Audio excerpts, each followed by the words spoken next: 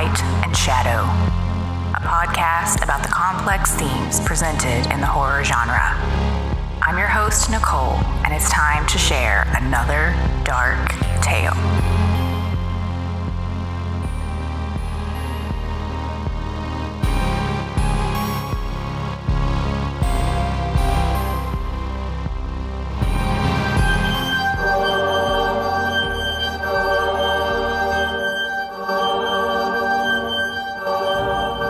Candyman has always held a special position in the slasher genre. The upcoming adaptation by Jordan Peele and DeCosta inspired me to revisit the original franchise and have a conversation about its highs and lows with the crew from the Straight Chilling podcast. This month, we'll be covering all three films and looking forward to what's next for Candyman. Candyman, Candyman, Candyman, Candyman.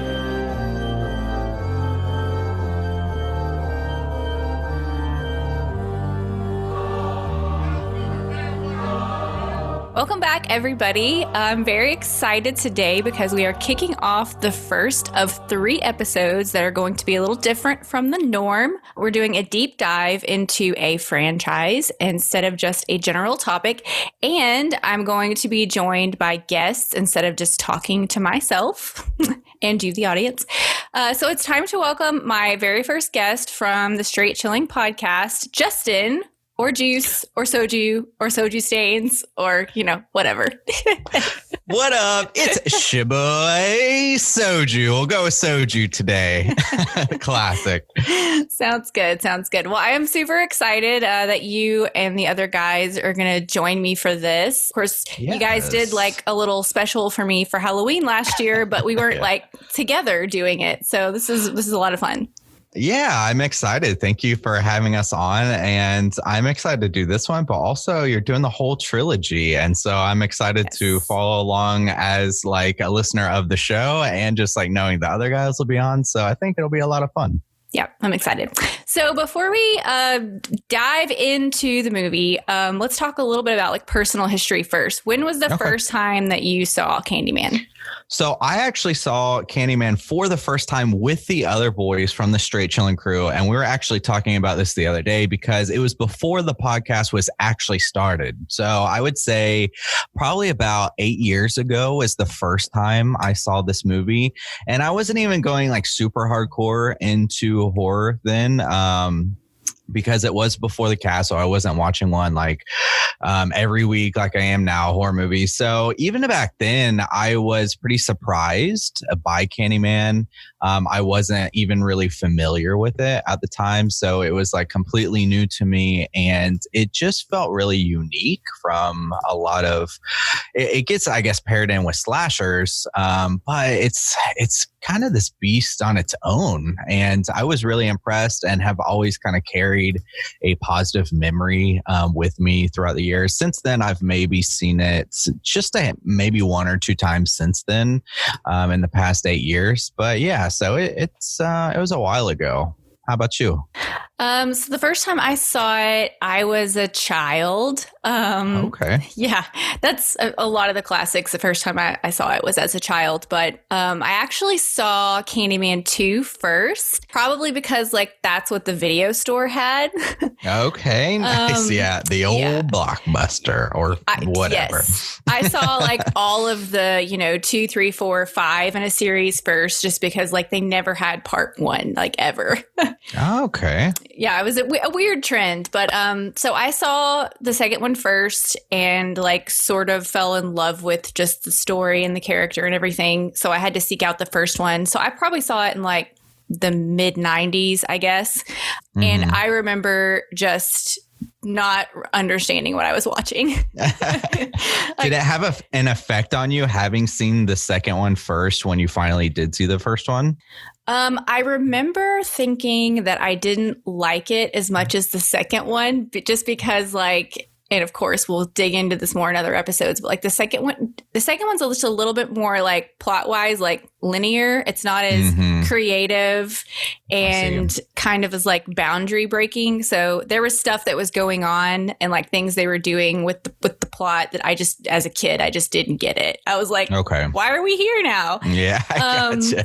But I always really loved just the whole kind of world and like visuals of Candyman. And it's always stuck with me in a very particular way. And kind of like Chucky scared me, Candyman scared me in the same kind of way where like I thought he was going to like, you know, pop out from behind the like the bathroom door when I was at school or something.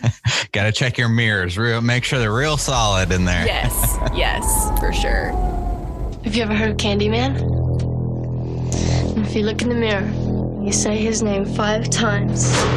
In cities everywhere, Candyman, they whisper his name. Right. Candyman. It's just a story. Candyman. Candyman. Just a ghost story. Candyman. An entire community starts attributing the daily horrors of their lives to a mythical figure. The legend first appeared in 1890. He was attacked, mutilated, and burned to death.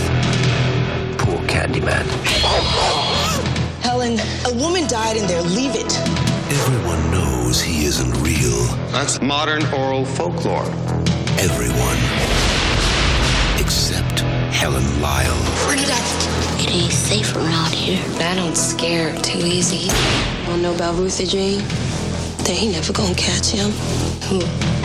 Candyman. Who is that? I came for you. Do I know you? Now she is about to discover. Helen, get out! Get out! What's behind the mystery? I'm sick. What's behind the legend? Listen, he's under the bed! And most terrifying of all, Come with me. what's behind the mirror?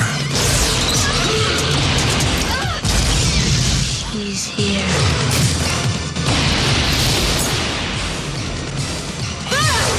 Candyman. You don't have to believe. Just beware.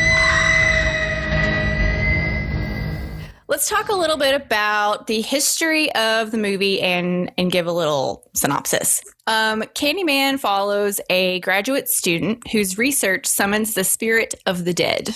When Helen Lyle hears about Candyman, a spirit with a hook hand who is said to haunt a notorious housing project, she thinks she has a new twist for her thesis. Braving the gang-ridden territory to visit the site, Helen arrogantly assumes Candyman can't really exist until he appears, igniting a string of terrifying, grisly slayings. But the police don't believe in monsters and charge Helen with the crimes, and the only one who can set her free is Candyman.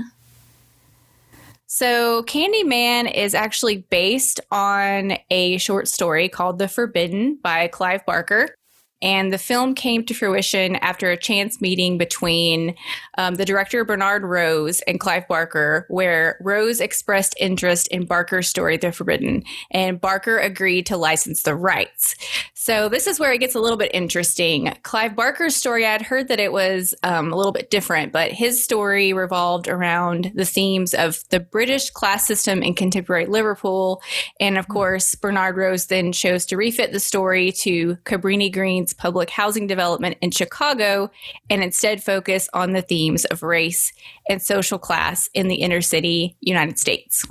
Okay. Interesting. And to piggyback off that too, this was something I'd never heard, but according to a journalist named Steve Bagheera, one source of inspiration may have been a pair of articles that he wrote for the Chicago Reader in 1987 and 1990 about the murder of Ruthie Mae McCoy, a resident of Chicago's Abbott Homes housing project.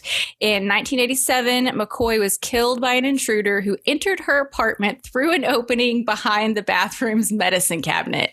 Yeah, I actually read that. It was so wild because she called the police, but they couldn't understand what she was saying. Like she was coming through the window. And so they thought, or coming through like the bathroom or something. So they thought she was just kind of like, she was an older woman. So they sent police but by that time, I think she was already killed because when they knocked, like nobody responded and they couldn't just like get in. And then it wasn't until like hours later when a neighbor called and was like, something's really wrong. That they found her dead, which is terrible. But yeah, they came through her medicine cabinet, just like in this film. Yeah. That's terrifying. I remember the first time I saw this movie thinking that like, wow, that's so creative. Like who would ever think to do that? So then when I just found out that it actually happened to somebody, I was like, nightmare fuel. It's terrifying. That is one of those things that I feel like, especially you watching it as a kid, even now I'm kind of like, let me check my medicine cabinet, like just making sure that it's like, there's no way. I could totally see that sticking in your psyche, like later down the line and just being like, oh yeah, like let me check my medicine cabinet. Cause that's basing it on that real life like crime is pretty brilliant because it's unique in its own right. So I guess it was just like a lucky chance that he came across that information. Yeah. Well, and most people like these days don't even have medicine cabinets. So it makes it even more of a novelty if you happen to live in like an older house or something that has a medicine cabinet. But yes, every time I see a medicine cabinet now, I'm always like, make sure that was solid in there. Have you read, you're a bit of a bookworm. Have you read any of the Books of Blood by Clive Barker? I have not. The only thing I've read is The Hellbound Heart. Okay. I definitely want to read The Forbidden though. I just got to track it down. So, yeah, I was it's in volume 5 of Books of Blood, apparently. And another one, there's a couple of short stories that I didn't realize that he had done. We did Rawhead Rex earlier this year. And that's one that he wrote that's in, I think, volume 3. And that's kind of surprising about the basis of the story because like Rawhead Rex is based in Ireland. And the synopsis of this one, it sounds very similar. And I'm wondering if somebody just mixed it up with the movie because it says it follows a university student named Helen who is doing her thesis on graffiti and then visits this thing. But that does not sound like it matches up well. No. So now I'm kind of curious. I would like to check out some of his work because he's a very interesting person. Yeah, he's kind of a creative genius too. Like he paints and he writes and he directs and he does it all. Mm-hmm. That's very interesting that they're able to kind of rework the ideas of maybe kind of like the class and race system of the United States into kind of more like off of his like original idea. So that's very intriguing. Yeah, well, and so I guess you can credit Bernard Rose with Candyman being black and giving us, the amazing Tony Todd, because if he had adapted it straight from Clive Barker, it wouldn't have that whole like inner city kind of race angle, which I think is really important to the story. Oh, yeah, absolutely. And it has sparked a ton of conversation surrounding it because of kind of some of the ideas it brought up, but also some of the things that it neglected. And so now that we're getting kind of like a modern, not like remake, but like continuation of the myth, I guess, it'll be interesting to see how they start to try to tackle some of those ideas that they felt were kind of maybe neglected a little bit in the 90s. Or weren't touched on fully. So yeah, I'm really excited for that sequel to be coming out. Yeah, me too. I'm really interested. You know how us horror fans are. We kind of detest when like old things get made new. But when I heard that there were black filmmakers involved, I was like, okay, well, I think this will be really fresh and really interesting because obviously having black perspectives in the process is naturally going to like give it a fresh take. So I'm really excited to see what they do. So I think that's a good jumping off point for us to move into just like discussing sort of like the urban legend and the lore of Candyman, because I think that's part of what makes this such a special movie. So in the movie, the professor, who's like an acquaintance of Helen, gives Helen and Bernadette, her like co-writer and friend, a breakdown of like the Candyman story.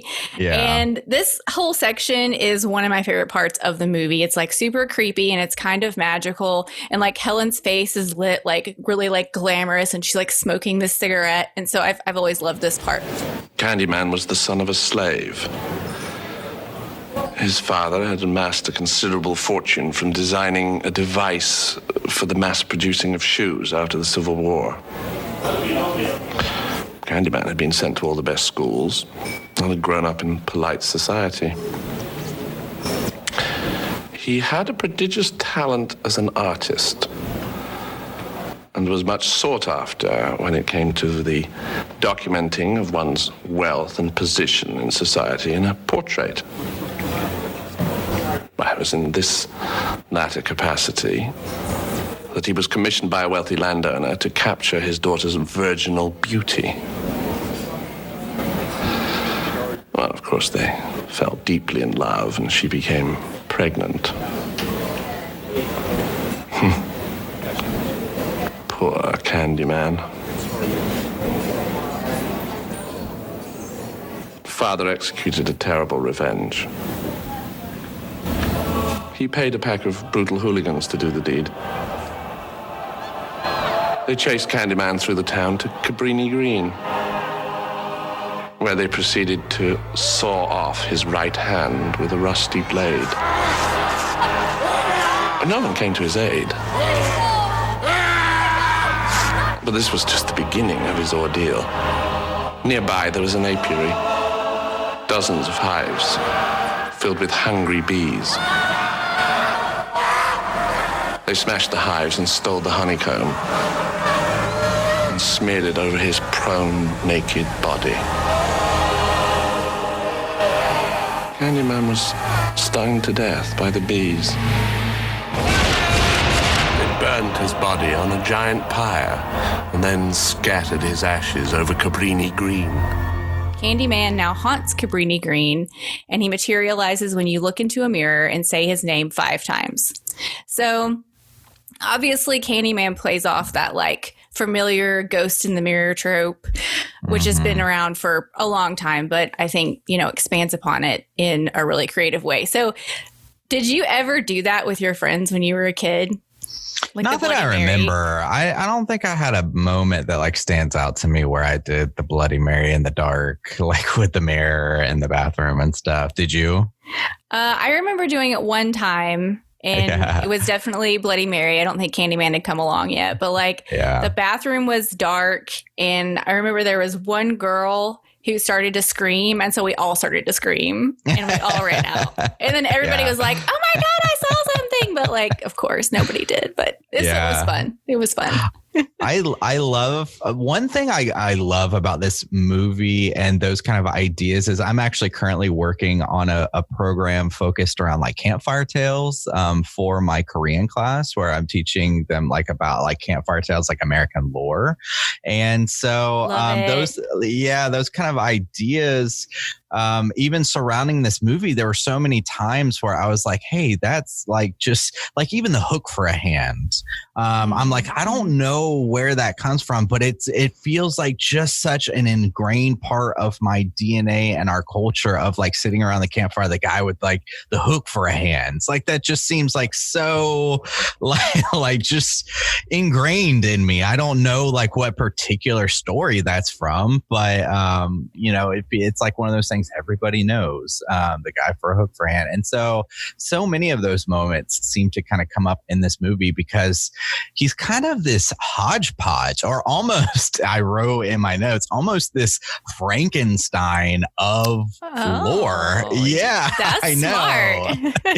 even the lore itself is part of another lore. It's weird. There were times I wrote a couple notes.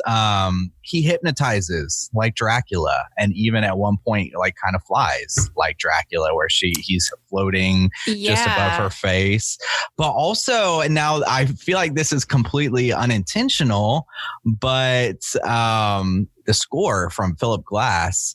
And I guess his overall attire also kind of gives me a Phantom of the Opera vibe, especially to the way that the projects, like where he kind of resides, is kind of like done up like this old church a little bit, especially toward the end. Yeah. So I get a little bit of the Phantom Opera. Obviously, you have the Bloody Mary situation. So there's so many pieces here, I feel like. You know what's interesting about the Phantom of the Opera is apparently when I was doing research, Tony Todd said that he always wanted to be the Phantom of the Opera. That's all. Yeah. And so he like brought that energy to the role.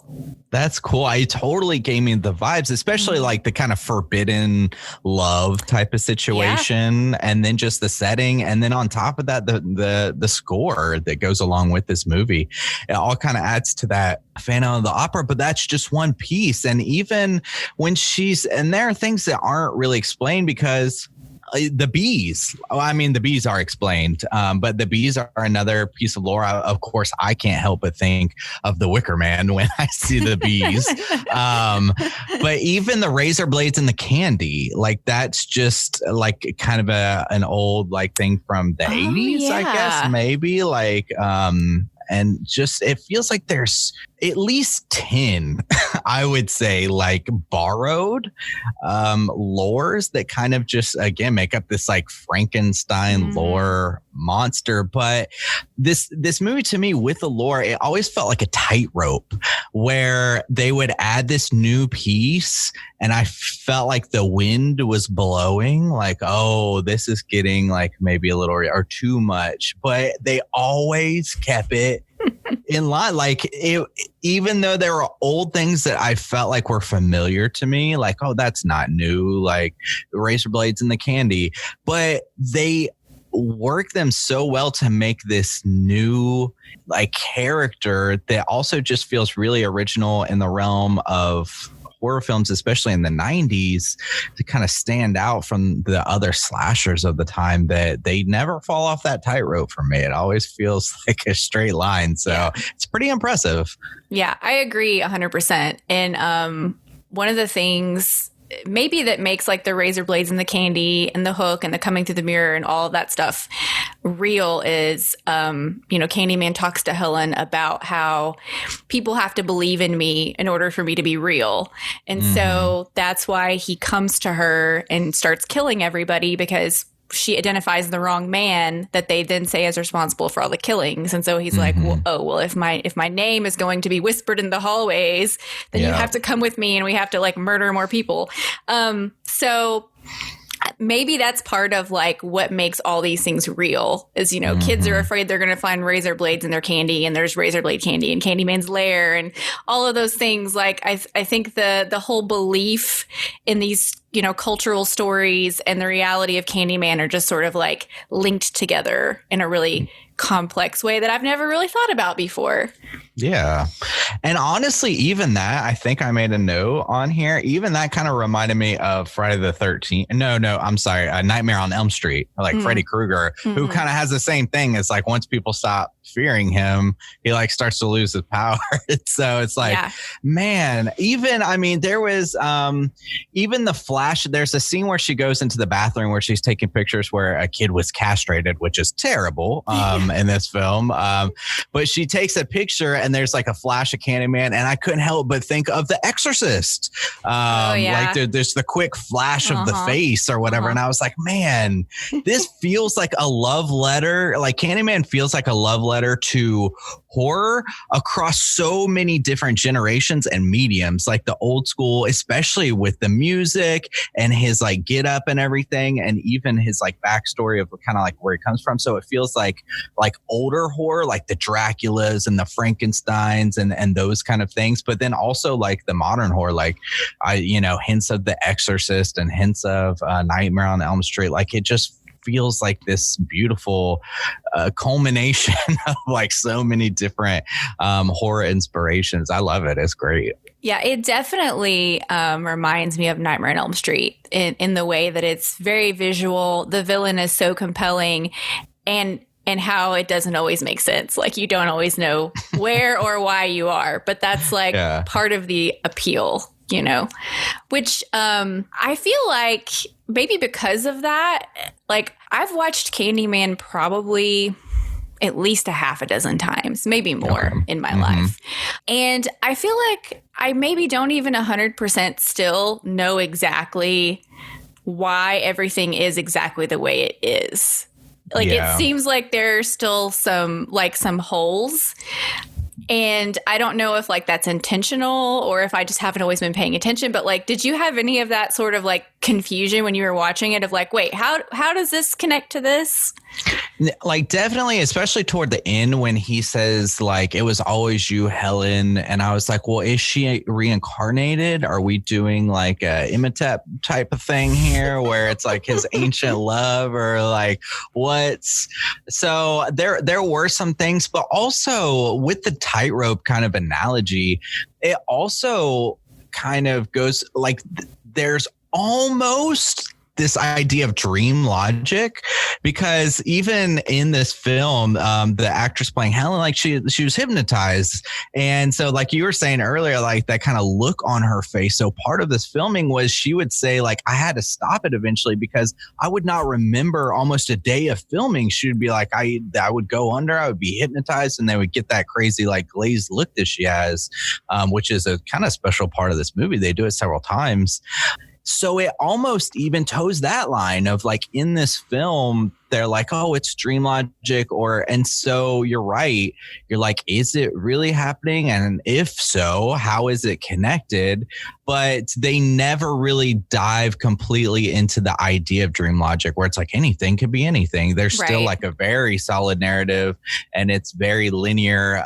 But strange things do happen and you're not really, it's like, sure, like why or how. And I think that's on purpose. I think that's to distinguish it a little bit, but I could be wrong. Maybe they kind of just fell into that accidentally. I don't know. Well, like even at the end, whenever, you know, she like saves the baby from the fire and she kills Candyman. It's like the fact that she like comes back at the end and like she's now like the new Candyman. It's like, how did that happen? Like, what's the deal with that? Because, you know, I thought, especially whenever we realized that maybe like Helen, is his reincarnated lover. It's like, oh, well, she's going to die and they're going to be together. So it's just kind of like, how did she become the new Candyman? Is it because she killed him and like now she has to take his place? Because there always needs to be that figure in culture. Yeah. I get also, I mean, like that's what he promised her. And I don't know if there was some kind of ritual because he was like, you will, after she accepted his help, he said like, you are mine now. You're going to live forever. So I don't know if like she was claimed, like her soul maybe was claimed at that point. And so even though she was like, no, I'm going to reject you and kill you to save the baby, she was already too far gone because she called on him to like free her from the psych ward and everything like that. So it's like, well, oh, maybe. I mean, I could like try to justify it, but I see you're absolutely right. I don't think there's any solid evidence either way. Yeah. And, you know, not that we need it, but that was one of the things that I always was just kind of like, I always wondered if like I missed something, you know? Yeah. And even then she's still using the hook. It's like he died with the hook on his hand. They just kind of threw it into her grave after the fact. She's still like walking around as a ghost. Like she's got to carry this hook around. Yeah. Well, and that's kind of an interesting dynamic too, because it's like all of the people at Cabrini Green like fear Candyman. Which you already talked about is kind of like a weird point, but then they like love Helen. So it's like, is she going to come back as their like protector? Who knows? That's true. That's a good point. I didn't even think about that. We don't know because that is not where the second movie goes. Yeah, Candyman just comes strolling back in. So, yeah. You are not content with the stories, so I was obliged to come.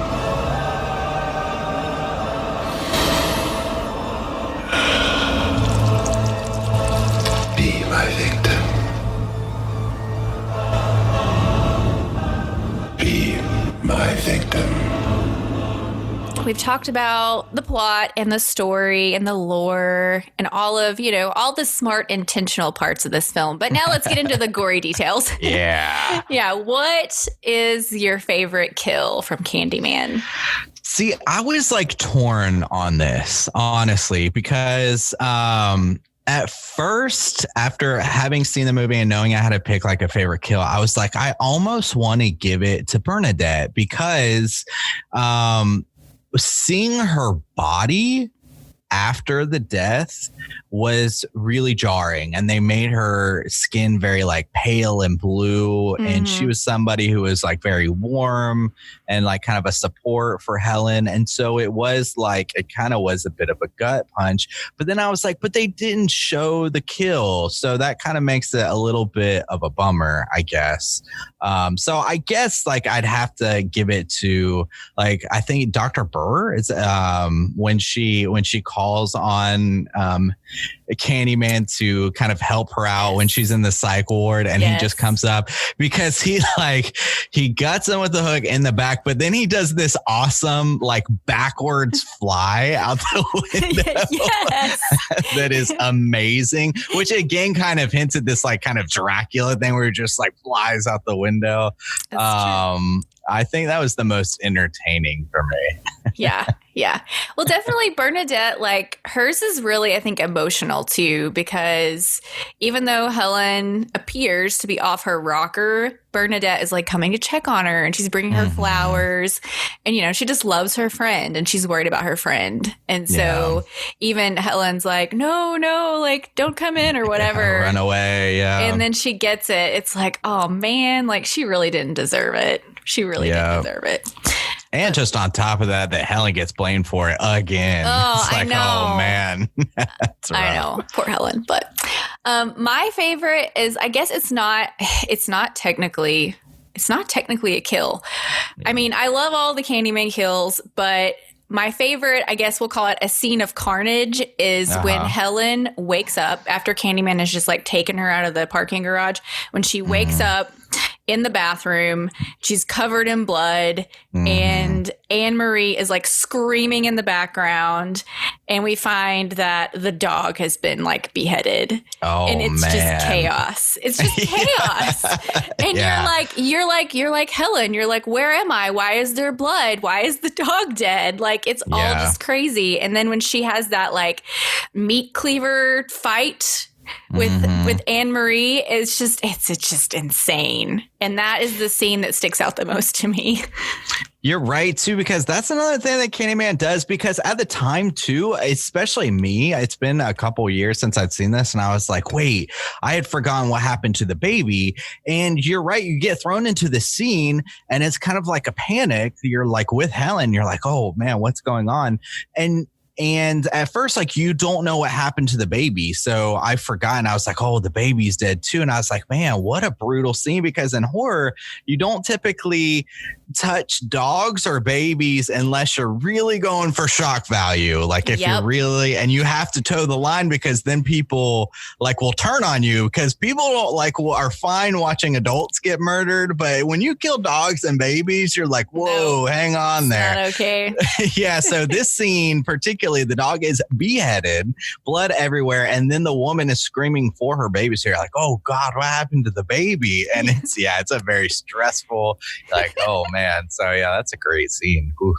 Yeah, I specifically remember that was the scene when I was a kid that I was like, oh, I'm in over my head. I don't know what this is. And then even afterward, when Helen is like in the police station and they're like making her take her clothes off and stuff. And she's just like covered in the blood, and she's upset, and she doesn't know where she is, and she just like she keeps asking if she can like call her husband. It's just, the whole thing is just very powerful, let's say. Yeah, that is. And for a movie, because it's weird, because even picking like favorite kills, I was kind of tracking along with this movie. There's not actually that many kills in this movie, but because of scenes like that, where she's covered in blood and she's like weeping and she is confused and she's having to undress in the police station, scenes like that, on top of the scene where like the bee like kiss scene where there's bees in his mouth and coming out of his chest. Like nobody's actually dying there, but those are iconic, very powerful horror scenes that like give this movie a ton of weight, even though nobody's actually dying in those scenes. I always appreciate when a film has gore that's also like artful and like beautiful. And how those two marry together. And I think Candyman is one of those movies where like just the way they do it is it's so well put together. It's almost like, you know, they're like putting together a painting or something. And so it's horrible, but it's also like pretty to look at, you know? Yeah, absolutely. Like the bees in the chest and the mouth and all that. Like it's very like, ugh, but you're looking at it and it's like, oh, but this is also like really beautiful. Yeah. And also knowing kind of the art that went into that, like just the makeup artist had to build this mouthpiece where he was able to keep bees in his mouth. So they did it. That was a practical effect. And you have to be like mesmerized by it because you're like, oh my God, those bees are in his mouth. How are they doing that? It looks amazing, but grotesque at the same time. So yeah, absolutely agree. You're like, you have to respect the art form because you're like, oh my, that's really happening. And you're like, how did they do that? And it is even just in a practical sense. It's like, man, those are some great effects. Yeah, for sure. What are your overall thoughts on Candyman? And do you have anything else that you want to add? I really liked watching the movie again this time. Like I said, I've always just carried around a positive idea of Candyman, and I had forgot some of the finer details. I enjoyed it again this time. Maybe this might even be like the height of my enjoyment, because I was like really paying attention and trying to pull things out for our discussion. And I was like, this really is very, very interesting movie. I could see why people would be frustrated. I could see where some of the critiques come from. But for me, it was almost just like this beautiful, something that could have easily been a mess, but it's not a mess. Like I said, the tightrope was like the best analogy I could come up with because I was walking along, following this narrative with these people who are giving it to me. And every time I would feel like, man, they're walking on some shaky ground, but it never lost me. Like I carried on until the end. And while I do think that maybe it's a little dated in some aspects, I think that this holds up really well, but at the same time is perfect for a modern like retelling. So I am like so excited for this new one to come out, having watched this again. And really my biggest like critiques are just like, it's kind of dated. Some of like the race issues, I guess, that I brought up that it never occurred to me before, but hearing people discuss, I was like, oh yeah, that I like never considered it in that way. But I wouldn't change the things that people don't like about it. I don't think I would change because I think it would make this less special. I like this crazy hodgepodge monster. I like that it's not played like a typical regular, like straightforward slasher. I like how special and unique it is. Awesome. Yeah. I feel much the same. Like I said before, that the plot, doesn't like quite make sense. And like I said, upon my first viewing as a kid, like I was super confused. But I have to say that I actually think that's a kind of a strength as well. I think the disorientation of like time and place, and like I said, the imagery all kind of reminds me of Nightmare on Elm Street. And like I really don't know if I would want those kind of like rough edges to be polished off. Yeah. And I don't like 100% love the end with Helen coming back as like the mirror ghost, but it's also really fun. Like she looks really cool, and like her hair, she looks like the Bride of Frankenstein. Yeah, you're right. Yeah, now that you mention it, she does. But apparently there were like several alternate endings, and some of them were a little more subtle. But that's the one they ended up going with. I'm sure it was a studio note, but like I can live with it. I'm fine with it. But but I just think that like the casting, the art direction, the score, the special effects are all just fantastic. Yeah. And I think, like you said, all those things kind of like combined together make Candyman really special, and certainly a standout in 90s horror because it wasn't a great decade. Yeah. Don't at me. Don't at me. Yeah. Oh, and honestly, in the slasher genre too, because Candyman, it is a slasher movie, but it does deviate from the norm, and it is. It's just a little more special than most. Yeah. So, what elements from this original franchise do you hope that they'll carry over into the new one? I like the ethereal kind of feeling when he's around. Now, they don't have to do that all the time, but his voice and even like that dream kind of logic where you feel hypnotized. I like that. And I like the incorporation of like the street art, like the graffiti with it. When she comes through his mouth, that image is fantastic. So I hope they are able to use that still as a way to say, like, because he was an artist in his, when, you know, I like that they like bring it into kind of like the modern storytelling, like, oh, this is how we tell stories with our art now. I hope they kind of keep that going with it as well, because I think it could really lend to some pretty like special imagery. So those would be the two biggest ones I hope they keep. How about you? I think the same stuff I've been harping on over and over, just the visuals and like the spectacle, and then just the general kind of like overall weirdness, like those two things for sure. And it looks like, I mean, it's kind of hard to tell what's going on in the trailers, but it almost seems like the protagonist is maybe going to be sort of like overtaken by like the spirit of Candyman, but he is an artist. The protagonist is an artist. Okay. So I feel like they are going to keep both the visual stuff and the weirdness, I hope. So you said you have not seen the other films. I haven't, but I will probably like follow along with it. I know like the second one is set in New Orleans, right? Is that correct? Yes, it is. Okay, so that's pretty exciting. So I feel like, especially following off this movie, I'm kind of like on a Candyman high, and we're moving into, you know, it's spooky season. So, so I'm ready to go. So I'll probably definitely like do 2 to follow along, and we'll see about 3. I haven't heard great things about 3, but I also want to listen to you guys talk about it. So I'm like, well, I actually had not. Well, I still haven't seen 3. Oh, okay. So I got to catch up before we get there. But but yeah. So I'm interested to see what 3 holds, because it came out in '99. So okay, interesting. Buckle up, folks. Yeah. All right. So 11 years since the last entry. Kind of killed the franchise for a while, I guess, huh? Yeah. So before we go, what do you have going on? What have you got to plug? Well, if the listeners want to hear some more spooky goodness, of course, I am one of the 3 hosts from the Straight Chilling podcast. So we do weekly horror movie reviews, and I also pretty much handle most of the bonus content on our YouTube page. So if you like horror video games, I do video game reviews, and also like top 5 lists. So like top 5 found footage horror. I've done like underrated slashers, things like that. I try to do those like once a month.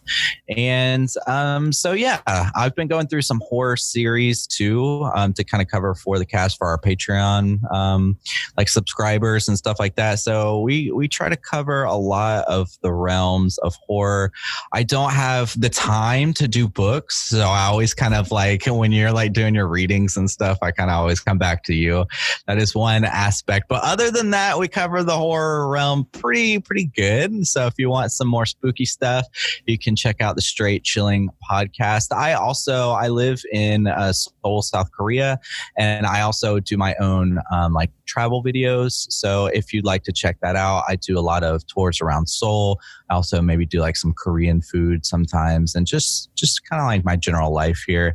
And you can find me on YouTube at Justin Abroad, and I try to do weekly videos there, sometimes 2 a week, And I also post pictures on Instagram and stuff too. So yeah, I really enjoy following your travels on Instagram. I feel like I never know when I'm going to see. Like my personal favorite was the Raccoon Cafe. Oh yeah. I've been trying to start a series on the cafes on the YouTube here because they're like some wacky ones. Last week I went to a poop themed cafe and I've been to a raccoon one. They have there's a Harry Potter cafe I've been to too, but I'm trying to go to kind of all the wacky themed cafes because there are actually quite a bit. So that is like a kind of a series I'm trying to follow through with until I feel like I've knocked out all the crazy ones. But yeah, thanks. Yeah. Well, and if you ever come back to the US, like you're not going to have that here. So you might as well get all the wackiness in while you can. Exactly. Yeah. Go to all the raccoon cafes I can. There's more than one, surprisingly. Well, thank you so much for being on. I really appreciate it. Yeah, thank you so much for having me. This was a great discussion, and I really enjoyed kind of being asked to watch Candyman again. I'm really glad I watched it this year. It's heading into spooky season. Yes. So yeah, definitely watch the other two and let me know what you think. I'd be interested to know. And hopefully we can all talk together when the new Candyman finally comes out. Yeah, absolutely. Yeah, actually, that's a great idea. All right, Justin. Well, thanks again for coming on, and we'll talk to you soon. Okay, have a good one. Bye. All right, bye. Hello, friends. Welcome back to our Candyman series. And today we are talking about the second installment in the franchise, Candyman Farewell to the Flesh, which was released in 1995. And I am very happy to welcome my second guest from the Straight Chilling podcast, Bob. Hey, Nicole. Thanks so much for having me on. I'm really excited to talk about some Candyman with you. Yeah, and if you guys listen to Straight Chilling, you know Bob is like, I don't know, the main host, the lead host. Do you have like a title? No, not really. We're all just hosts. We all just host the thing. Yeah. You like herd the squirrels, manage the circus. Yeah. And Bob also has quite a extensive physical media collection that he is endlessly berated about. True. Yeah. I definitely don't brag about it. I have been taken down a notch or two several times. So it is what it is. Hey, there's a crowd out there though. Your people are out there. It's true. We are few, but we are strong. All right. So let's talk about Candyman Farewell to the Flesh. When did you first see this movie? The first time I saw this one was probably about 3 years ago. Speaking of physical media, I picked up a copy on Blu-ray. It was put out by Scream Factory, and I was just curious because I'd never seen it before. I threw it in, and I was pleasantly surprised. I'll keep all of my thoughts kind of to myself for now, but it was a pleasant first watch for me. And I do recommend picking that disc up. It's got some pretty cool bonus features on it. It just went out of print, I think last month, so it might be kind of hard to find. But if you can find it, I recommend picking it up. Oh, I love a good bonus feature also. Yes. So that might sell me on it. Yeah, there's about, I think, a 30-minute interview with Tony Todd on there that's really cool. He talks a lot about his specific influence on this movie, and I like what he had to say. I can mention a little bit as we continue. Yeah, I'll definitely want you to dig into some of that here in a little bit. So, as you may recall from last episode, I actually saw Farewell to the Flesh first before I saw the regular Candyman. Cool. I saw a lot of this kind of stuff when I was a kid, and I think that Farewell to the Flesh is just what was at my local video store. And I really liked it. I was tripped out by it. I think it was unlike anything I had really seen before. I mean, I was used to slashers, but Candyman, of course, is very different. And I was also sort of fascinated because it was set in New Orleans, and I've always had a very particular affinity for that city. And then just the imagery and the spectacle, it was great and stuck with me. And it felt scary to me in a different way, and I'm pretty sure I had a couple of nightmares due to it. awesome. Yeah. I think it's kind of cool that you saw this movie first, because in a way, like chronologically, this is sort of Candyman going back home, right? Going back to where he came from. Yeah. And I think it almost kind of makes sense to watch this one first in a way. So that's pretty cool. Yeah, like it doesn't really matter as far as like timeline goes, you know. Yeah, not so much. I also have an affinity to New Orleans. So whenever, like, as soon as you put it on and you realize like, oh, it's Mardi Gras and we're in New Orleans right now, I was locked and loaded. And I was like, sweet. So let's talk about New Orleans a little bit. Like, what's your history with New Orleans? Like, when did you first go? Like, why do you love it? I have family in Mississippi and Louisiana, and they're roughly 45 minutes outside of New Orleans. And I think the first time I went, I was probably like 10 or so. Mm-hmm. And pretty much anytime we'd go visit family, we'd drive into New Orleans and spend at least a day there. And I made several trips back, after having grown up just with friends. We'd make random weekend road trips and hang out in the French Quarter and watch music and, just take in the culture, because it's such a fantastic city. Musically, the food is incredible. The history is incredible. It's got a lot going on, and it's a tiny, quaint little place, and I love the vibe of it. Yeah, it's a special city. I'm much the same. I went the first time when I was a kid. I think I was, maybe 8 or 9. We were somewhere else, and New Orleans was close, and my parents had never been. And so they were like, hey, let's swing through New Orleans. And didn't go back until... I can't remember exactly when I went back again. I think maybe a high school field trip, but it is a special city. It just has, it doesn't feel like any other city in America that I've ever been to. And I think the food in particular, but also just the people. I have some good friends who are from there, and so much of my time in New Orleans has been spent in people's houses with people who are from there, and so I kind of call it my second home. And I've always felt a little bit more like a native than a tourist when I go.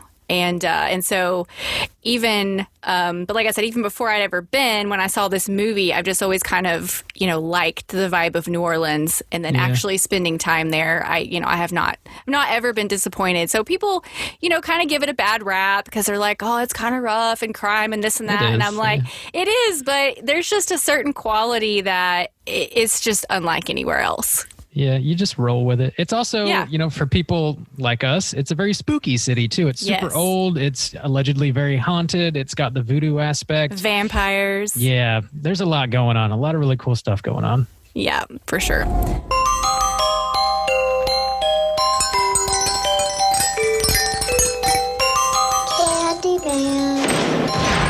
Candyman.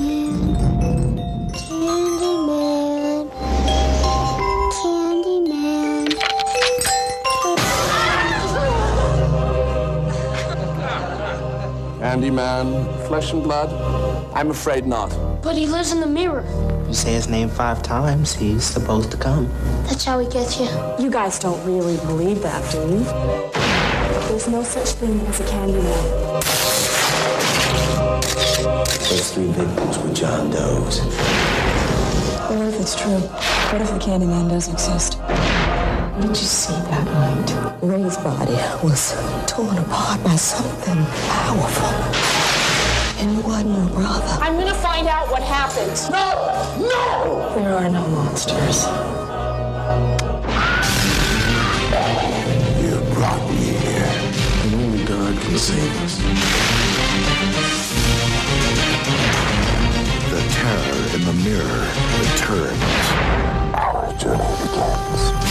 To avenge his name.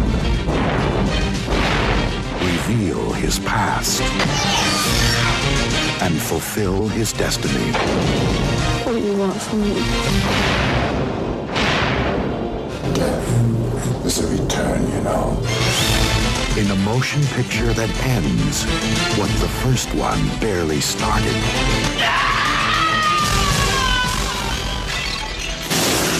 Candyman. Farewell to the flesh.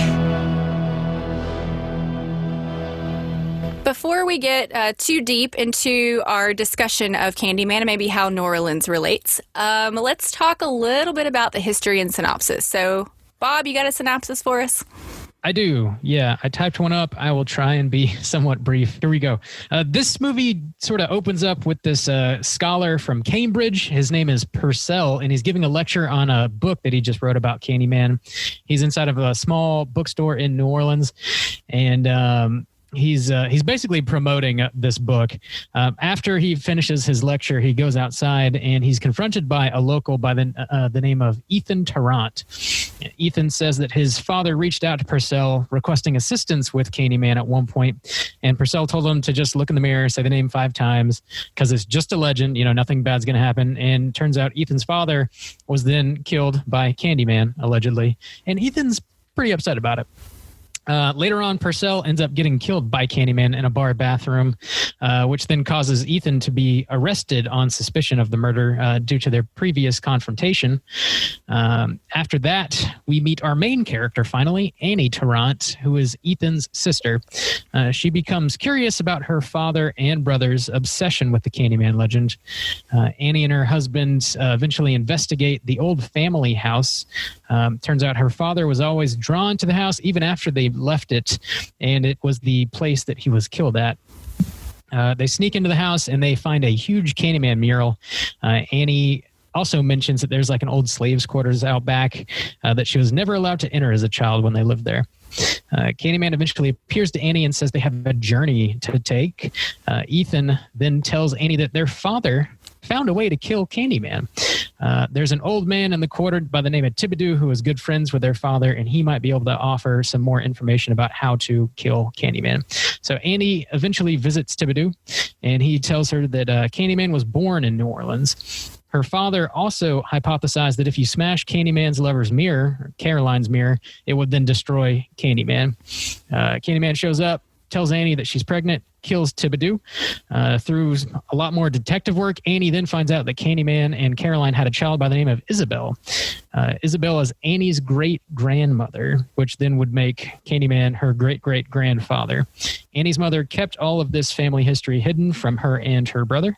Candyman then kills Annie's mom and Ethan. The movie climaxes ultimately back at the old family plantation house where Annie finds Caroline's mirror in the slave quarters. She smashes it and destroys Candyman.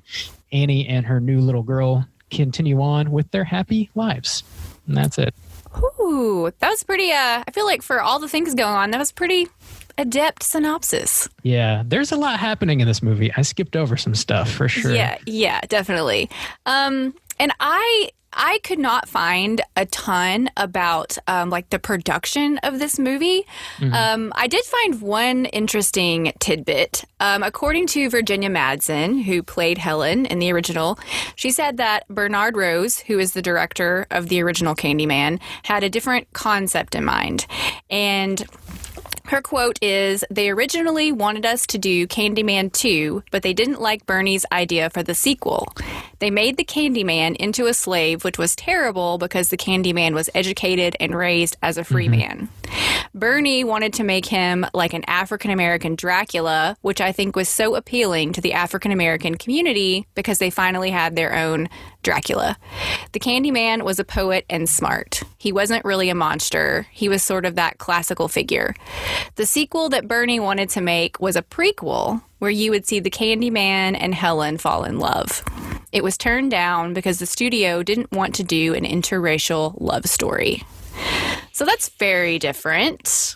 That is, yeah, man. There's kind of a lot to unpack there. They do in this movie kind of contradict the original movie because the dude at the very beginning of the movie, Purcell, does say, I think Purcell says it, that Candyman was born of slaves and he became a slave.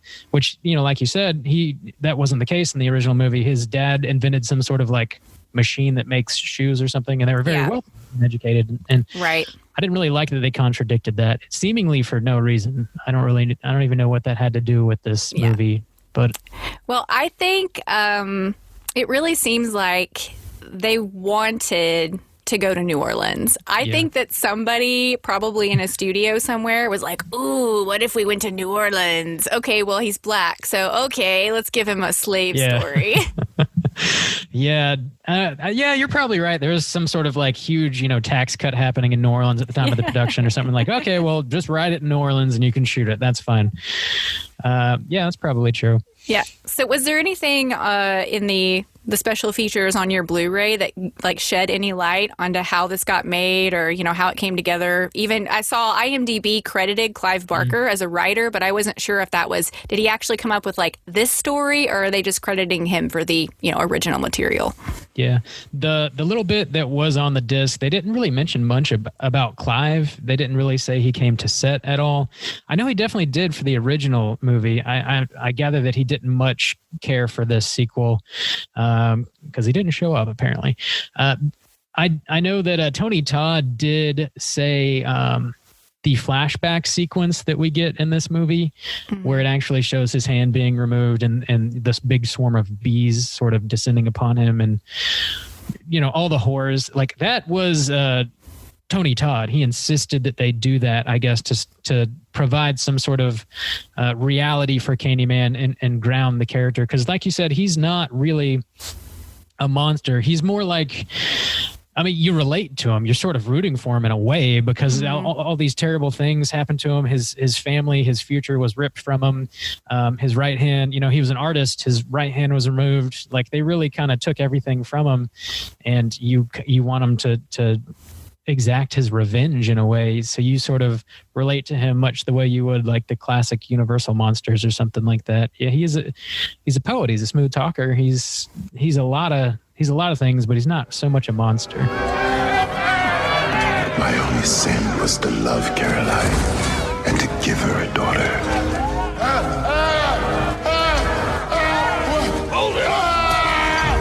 They took everything from me, Annie. Let me go. My family. You think you can get away from us? My child. My life. Where is it?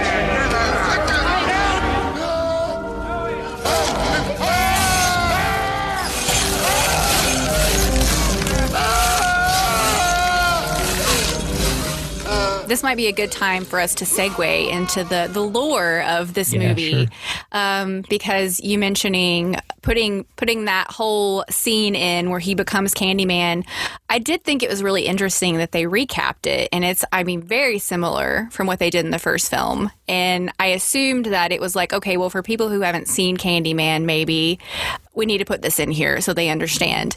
Yeah. And like you said, they changed some things. Of course, it's the same thing with like the mob cutting off his hand and putting a hook. The bees and the honey are all still there. But they add that his lover, Caroline, was actually pregnant with his child, which I do not think is said in the original. And then they also give the mob all this really specific dialogue. Like there's a little boy that yells, Candyman, Candyman. Yeah. There's a woman that's like, sweets to the sweet. Yeah. And then the whole thing with the mirror is probably, the most specific thing because we don't know why in the first movie, like why he comes through the mirror, which I always kind of enjoyed that ambiguity because like as a culture we understand that whole mirror ghost thing, but the fact that like they held the mirror and like his soul went in the mirror, like that's definitely we're adding some layers there. Yeah. Yes. So how do you feel about the adding of the layers? I like some of it. I don't like some of it. It seems as though they went to great lengths to explain every tiny thing. I like the mirror aspect quite a bit because that does explain why you need to specifically look in a mirror when you say his name to conjure him because he dwells within the mirror. I think that's pretty cool. But like the sweets to the sweet and the little kid saying Candyman right as he's being killed is just kind of ridiculous. Like how would those things even continue on to today? Like it just doesn't even really make sense how those things would translate. So it's a little unnecessary. I do like that we get a name for Candyman, though, which I don't believe they ever say that in the original, but his name is Daniel Robital. Mm-hmm. I like that because, again, that just sort of makes him more human, more real, and, you relate to him ultimately. So that's pretty cool. It's sort of half and half for me, I think. How do you feel about all that stuff?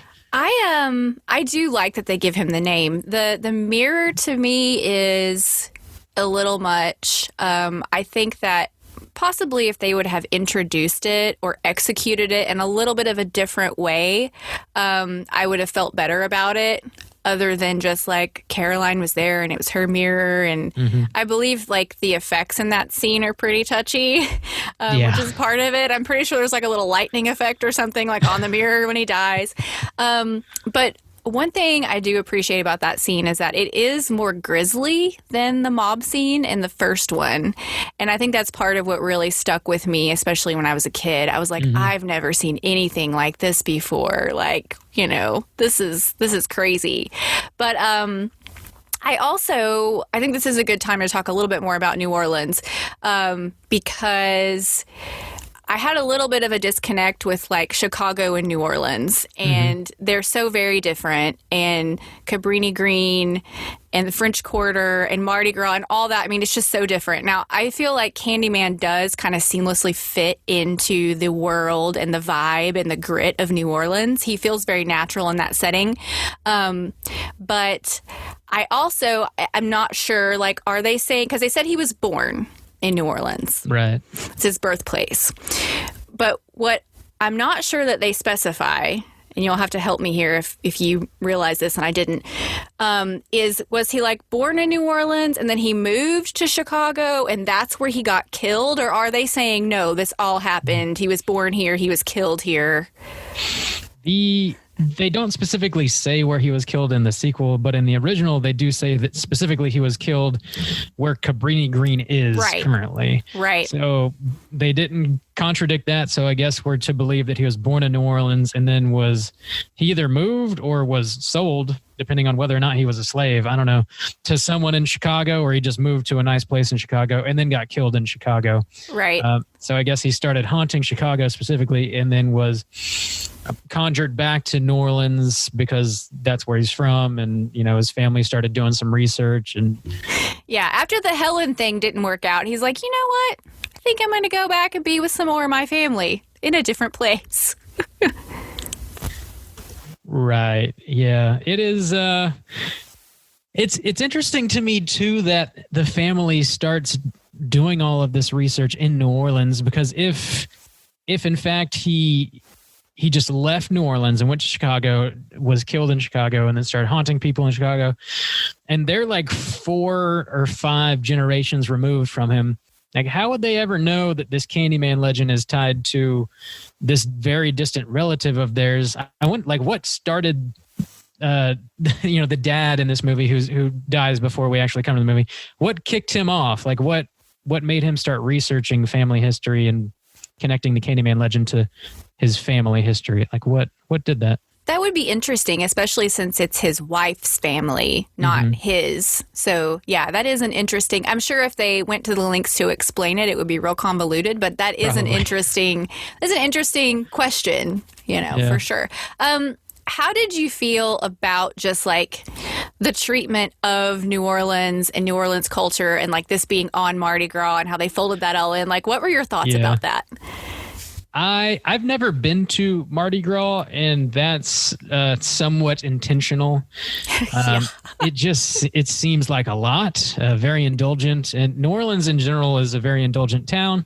Mardi Gras is just that times 10, I guess, from what I've been told. So it doesn't paint a picture of a city. I would imagine if you're watching this for the first time and you've never seen New Orleans before in person, it probably doesn't paint a picture of a city that's like looks too enjoyable. All these people partying in the street, drinking, having sex in the middle of the street, just various lewd acts happening. But I guess it's somewhat true to reality. I think it does paint like a nice background for this movie being called Farewell to the Flesh, in that Candyman is consistently beckoning for people to leave their bodies and come join him. And you know, we have this sort of rough background of people engaging in sins of the flesh. And it's like, you know what, leaving your body doesn't look like that bad of an idea given what's happening around our main story here. So I think it makes sense in a way, but I don't know. How do you feel about it? In general, I kind of felt like it was like a pretty stereotypical, probably like first 5 minutes into the movie, somebody's talking about going somewhere to like have some good gumbo. And like the mom has a ridiculous Southern accent that does not sound like a native New Orleanian. But, you know, I mean, that stuff aside, I mean, it's a Hollywood interpretation of New Orleans. So I kind of had to like put that to one side and sort of be like, most people would never bat an eye at this and think like it's ridiculous. I have been to Mardi Gras. Oh, really? Okay. Yes. It was my first ever like parade or anything was during Mardi Gras, and I was there again with like local family. And the funny thing is there is a version of Mardi Gras that's very like decadent and indulgent and over the top. But people in New Orleans are big on family.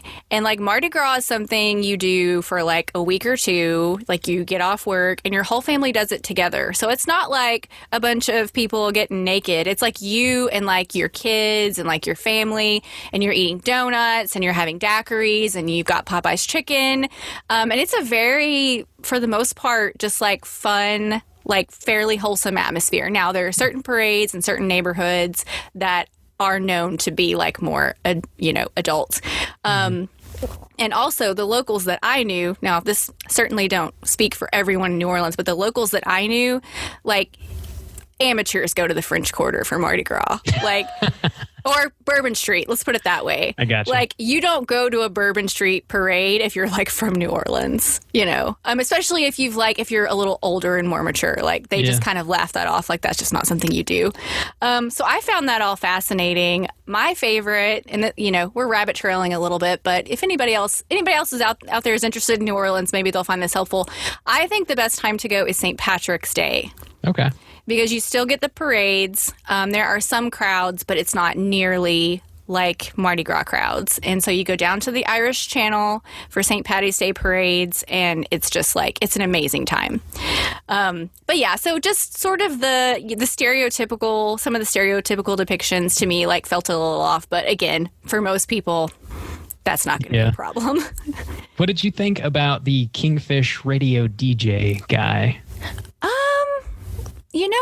I like the concept. Mm-hmm. I'm not sure I loved the execution. Again, it had just a little more cheese than I would have liked. But I did kind of like just sort of the overall kind of like taking the temperature of the city was kind of neat. I agree. Yeah. The accent is just, it's a little goofy. Yeah. It doesn't quite land, but the idea is there. And I like the idea for sure. Painting a portrait of a city sort of as we're going down this crazy horror show of Candyman and all this. Yeah. So let's see here. Is there anything else about kind of the lore and the setting that you wanted to talk about? I guess the only other thing that comes to mind is this movie does the same thing that the original movie does in that Candyman is almost searching for like a bride, so to speak, or, his family. And I like that it sort of repeats itself in the sequel because it then just further solidifies that he's trying to regain what was taken from him and, makes him more human. And of course, reminds me of, Frankenstein or Dracula, so to speak, because, they're also, Bride of Frankenstein, obviously. And then Dracula at some point just has like a whole harem of wives. And it harkens back to those Universal monster movies or the Hammer monster movies as well. I like that. I like that this just sort of solidifies him as being like more of a classic creature. Yeah, I definitely like that. I mean, the first one is really the most prominent for this, but I think kind of the whole series has that sort of gothic through line, which I think is kind of probably what makes it maybe stand out among slasher films, is that it's modern in some sensibilities, but then you've got that kind of undercurrent of like just classic monster vibes. Yeah. You are not content with the stories, so I was obliged to come.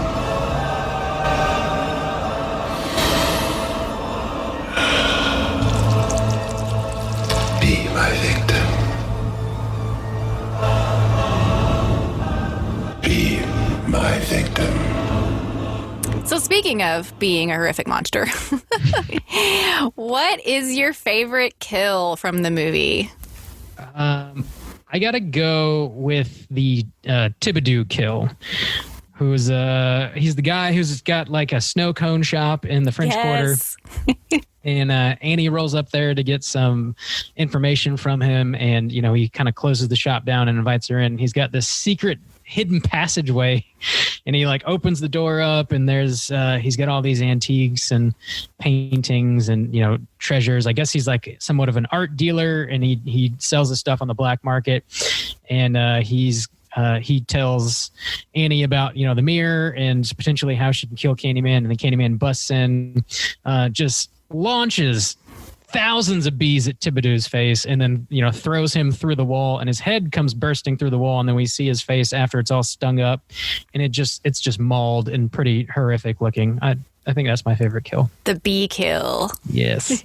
I also love, it's a very dramatic moment when he like unveils the painting of Caroline, and you're like, oh, it's the painting. Wow. It's like the inciting incident. Like, I loved that reveal. I really thought that was cool.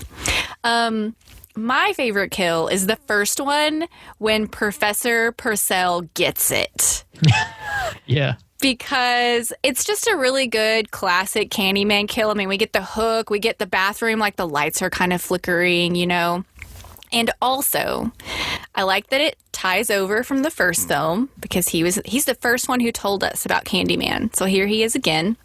And I was happy to see him get it, because he was like really dismissive of Helen in Candyman. He was like picking at her and trying to make her feel stupid. And now he's clearly like profiting off of the Candyman tragedy and off of Helen's tragedy. So visually it was great, got me in the mood for where this movie was going, and also he just really deserved it. He did. Yeah. I didn't think of it quite like that. He's a piece of work in the original for sure, and he finally gets what's coming to him. Yeah. Solid kill. I mean, he's an interesting character. He has kind of an interesting voice and an interesting look. So, like, I'm glad he's in there, but he's one of those that you're glad to see him get it. Yeah, for sure. So on another vein, in the same arena, were there any other like particular effects that you liked or disliked? Yeah, I think most notably, whenever they cut his hand off in the flashback, it's extremely realistic. I think they did a really good job with that. But the swarm of bees that they have soon after descend upon him are definitely computer generated and look pretty rough. There's also another scene. I can't remember exactly when this takes place in the movie. It might be in Thibodeau's little hut.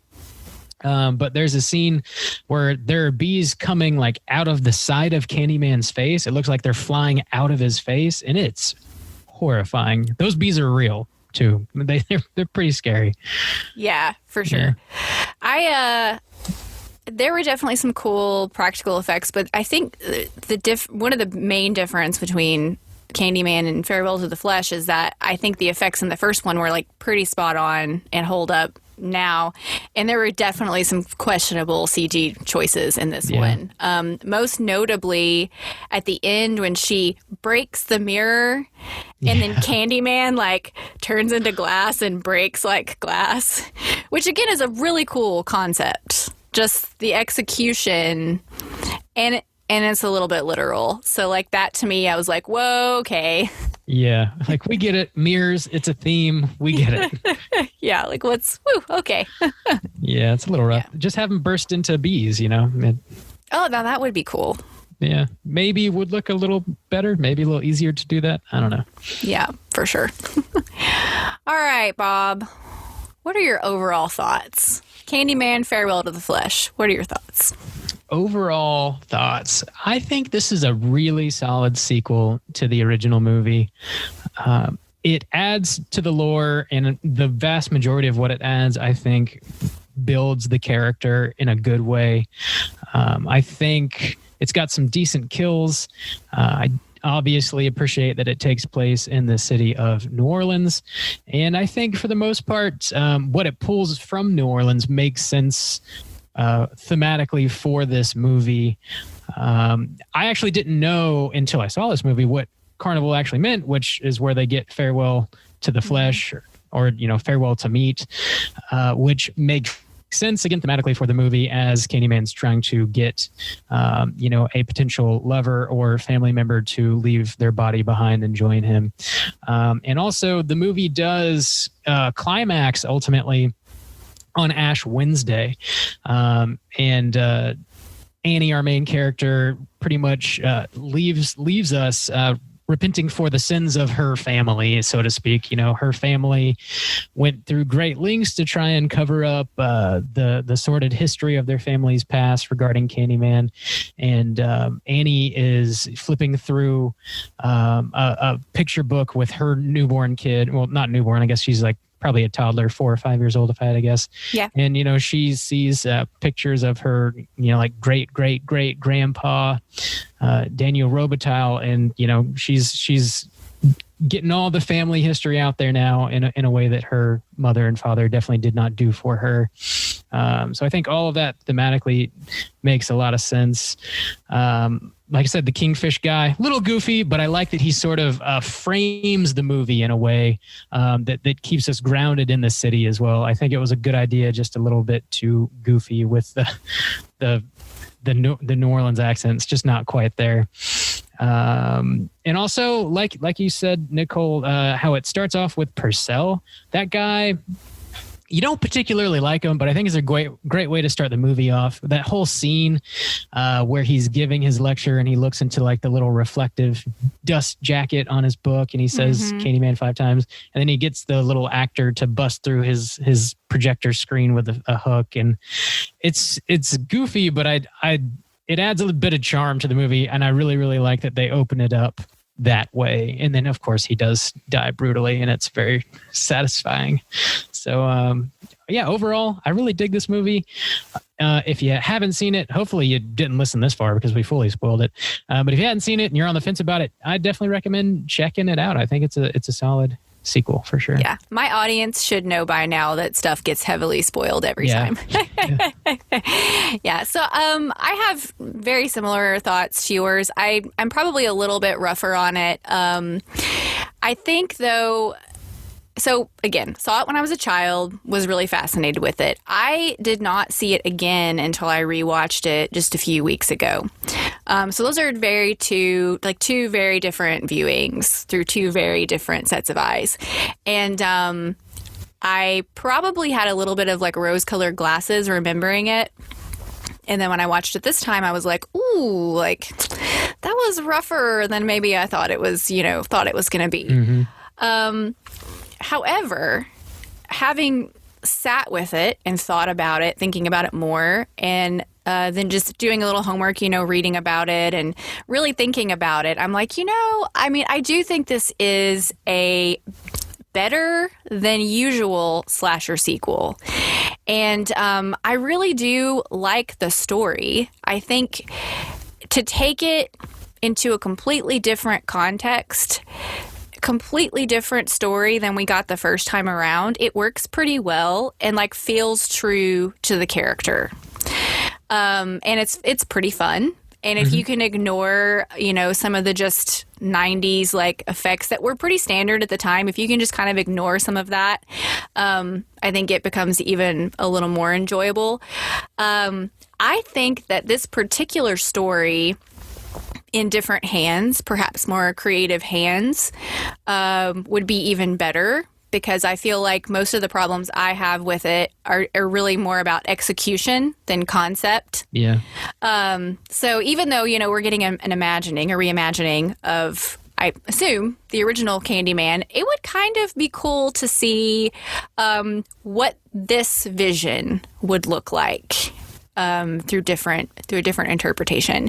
And I think it would be pretty easy to more closely tie together Candyman and this movie. I think with just a couple little things, you could kind of seamlessly bridge that gap. I think you could fix the whole thing where now he's going to be a slave where he wasn't before. I think, some of that stuff could kind of be polished. But yeah, overall, I think it's a pretty decent sequel and a pretty fun watch. And I think I will definitely revisit it again in the future. Yeah, watch it on Mardi Gras. Good Mardi Gras horror movie. You know what? That's a great idea, actually, because I don't think there are a lot of Mardi Gras horror movies. No, I know of two, and the other one I've never seen. This and Mardi Gras Massacre. That's all I got. Hatchet. Adam Green's Hatchet. Yeah, it starts off on Mardi Gras. Okay, I knew I was definitely in New Orleans. I couldn't remember if it was at Mardi Gras. So that's Do you like the Hatchet series?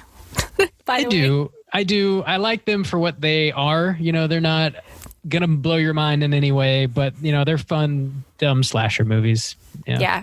I'm not a huge fan of Adam Green's work, but I think he's like a really cool like horror nerd, and I just admire the fact that like he's out there doing it. Yeah, he's getting after it. I appreciate him quite a bit. I know what you're saying. Like his work is maybe a little rough around the edges for sure, but he's so enthusiastic, and you can't help but root for the guy. You just, I can't anyways. So yeah, seems cool. So what elements from the original franchise, either the first film or the second film, what elements do you hope that you'll see represented in the new adaptation? I hope that they do carry the flashback sequence through to the reimagining or sequel or whatever this really is going to be, just to keep it grounded in reality. As unpleasant as that whole sequence is, I think it adds a lot to the character. And in the sequel specifically, what the Tarrant family essentially tries to do is they try to like whitewash their family's history, and that's a pretty unforgivable thing to do. So if they're going to take something from the sequel, I think that would probably add even more to the Candyman lore. And I'm sure, Jordan Peele producing it, I'm sure he could take all of these little elements, stitch them together and help make a really, really compelling story. So yep. I don't know. I hope they keep it grounded, I guess is what I'm trying to say. Yeah. Same. Do you have anything you want to throw in about the other two films, the first one or the third one? I have not finished watching the third one. I started it just the other night, but I did not quite get through it. I don't know. I think the only other thing I guess I could probably add about the first one is I feel like a lot of the killings in the first one don't make a whole lot of sense with like who Candyman is. I mean, he does have to essentially kill people to make sure that people believe in him, because that's the belief is what keeps him alive essentially. But it doesn't make a whole lot of sense that he kills like a few random people, whereas in the sequel, the people that he kills, the killings just feel a little bit more personal, I guess. Like there's more reason behind it. Killing Purcell, Purcell is actually touring around the country giving a book talk and saying that Candyman is just a legend. He's not real. He's telling people not to believe in him. So it makes sense that he would kill him. It makes sense that he would kill Annie's mother and her brother, because Annie's mother's basically lying about his existence entirely, and his brothers and Annie are trying to like find ways to kill Candyman, and it just all makes a little bit more sense to me, I think. Yeah. Definitely agree with that. I hadn't thought of that point, but yeah, you're kind of right. There's definitely a very specific spree of carnage in this one. Yeah, it's a little less random, I guess, than the original. All right. Well, before we go, this is your time to tell the people about all your things, Bob. Plug your stuff. All right.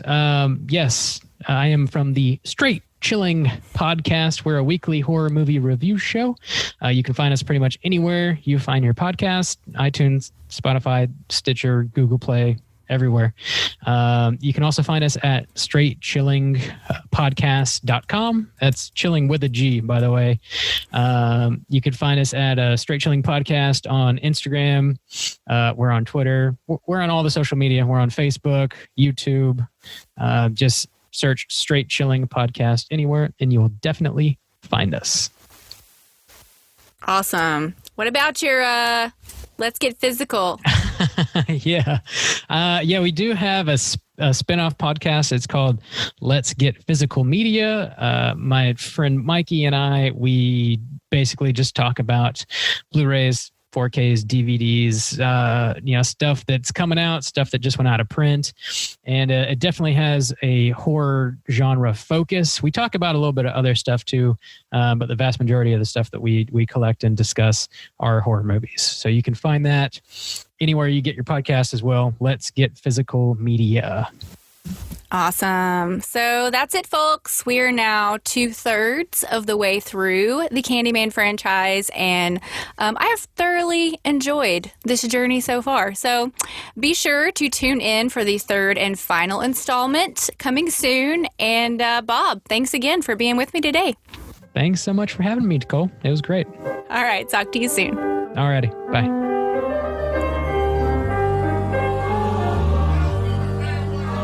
Hello, friends. Welcome back to the third and final installment in the Candyman series. We've been to Chicago, we've been to New Orleans, and today we're headed to LA to discuss 1999's Candyman, Day of the Dead.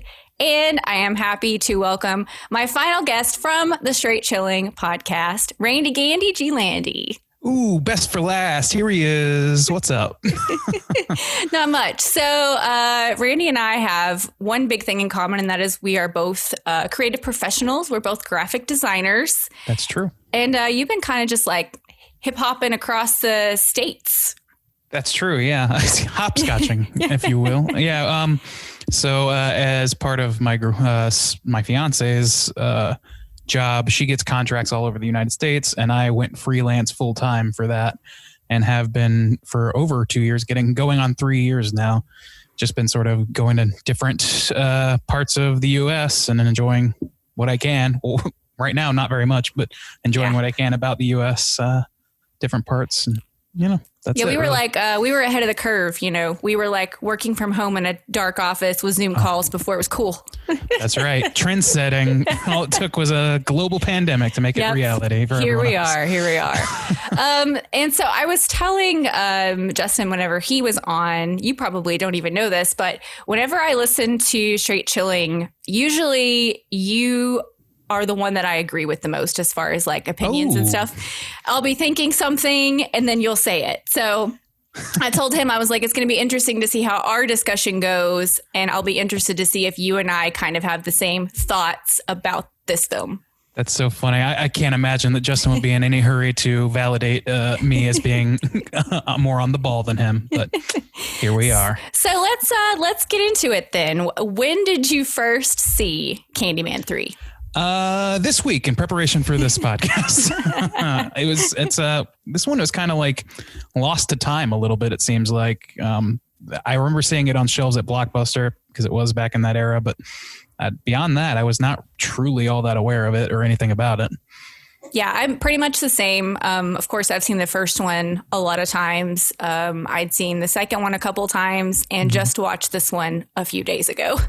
Yeah. So, and I also don't know like how I missed it. I guess it's because Candyman feels very like early 90s and this came out of the late 90s. Well, my chair broke.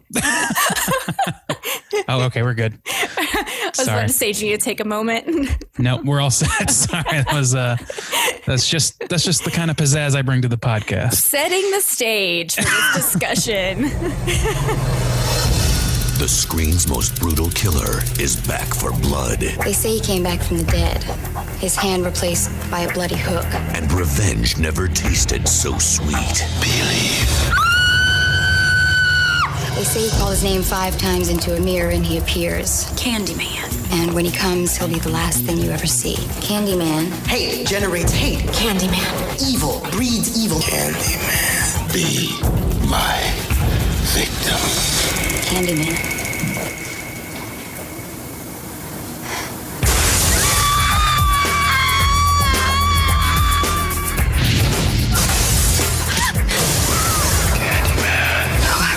Your past, your present, your blood. Artisan Entertainment presents Tony Todd. Feel my pain. And Donna D'Erico. It was the Candyman. He's real. Candyman, Day of the Dead. Help me. Oh, all right. So let's go ahead and do a little history and synopsis recap. Randy, you got a synopsis for us? I sure do. Written by somebody that's not me, which is you. So thank you for that. Here we go. On the eve of the Day of the Dead in Los Angeles, we meet Caroline McKeever, daughter of Annie Tarrant, the protagonist of the second film, and distant relative to Candyman. Caroline now owns the work of Daniel Robitaille and is infuriated to find them on display at a local art gallery ran by a friend of hers, as she feels it exploits his tragedy. Caroline wants to protect Robitaille's legacy and promote his work as an artist. She also denies that any truth to Candyman legends. While at the art show, she is dared to say his name 5 times into a mirror that is part of the exhibit. She accepts the challenge and says his name, determined to put the legend to rest. Because Caroline doesn't believe the legend, Candyman comes to her and begins killing those close to her one by one, starting with the artist responsible for the Robitaille exhibit. He also kidnaps her friend and love interest, David, and frames Caroline for all the murders.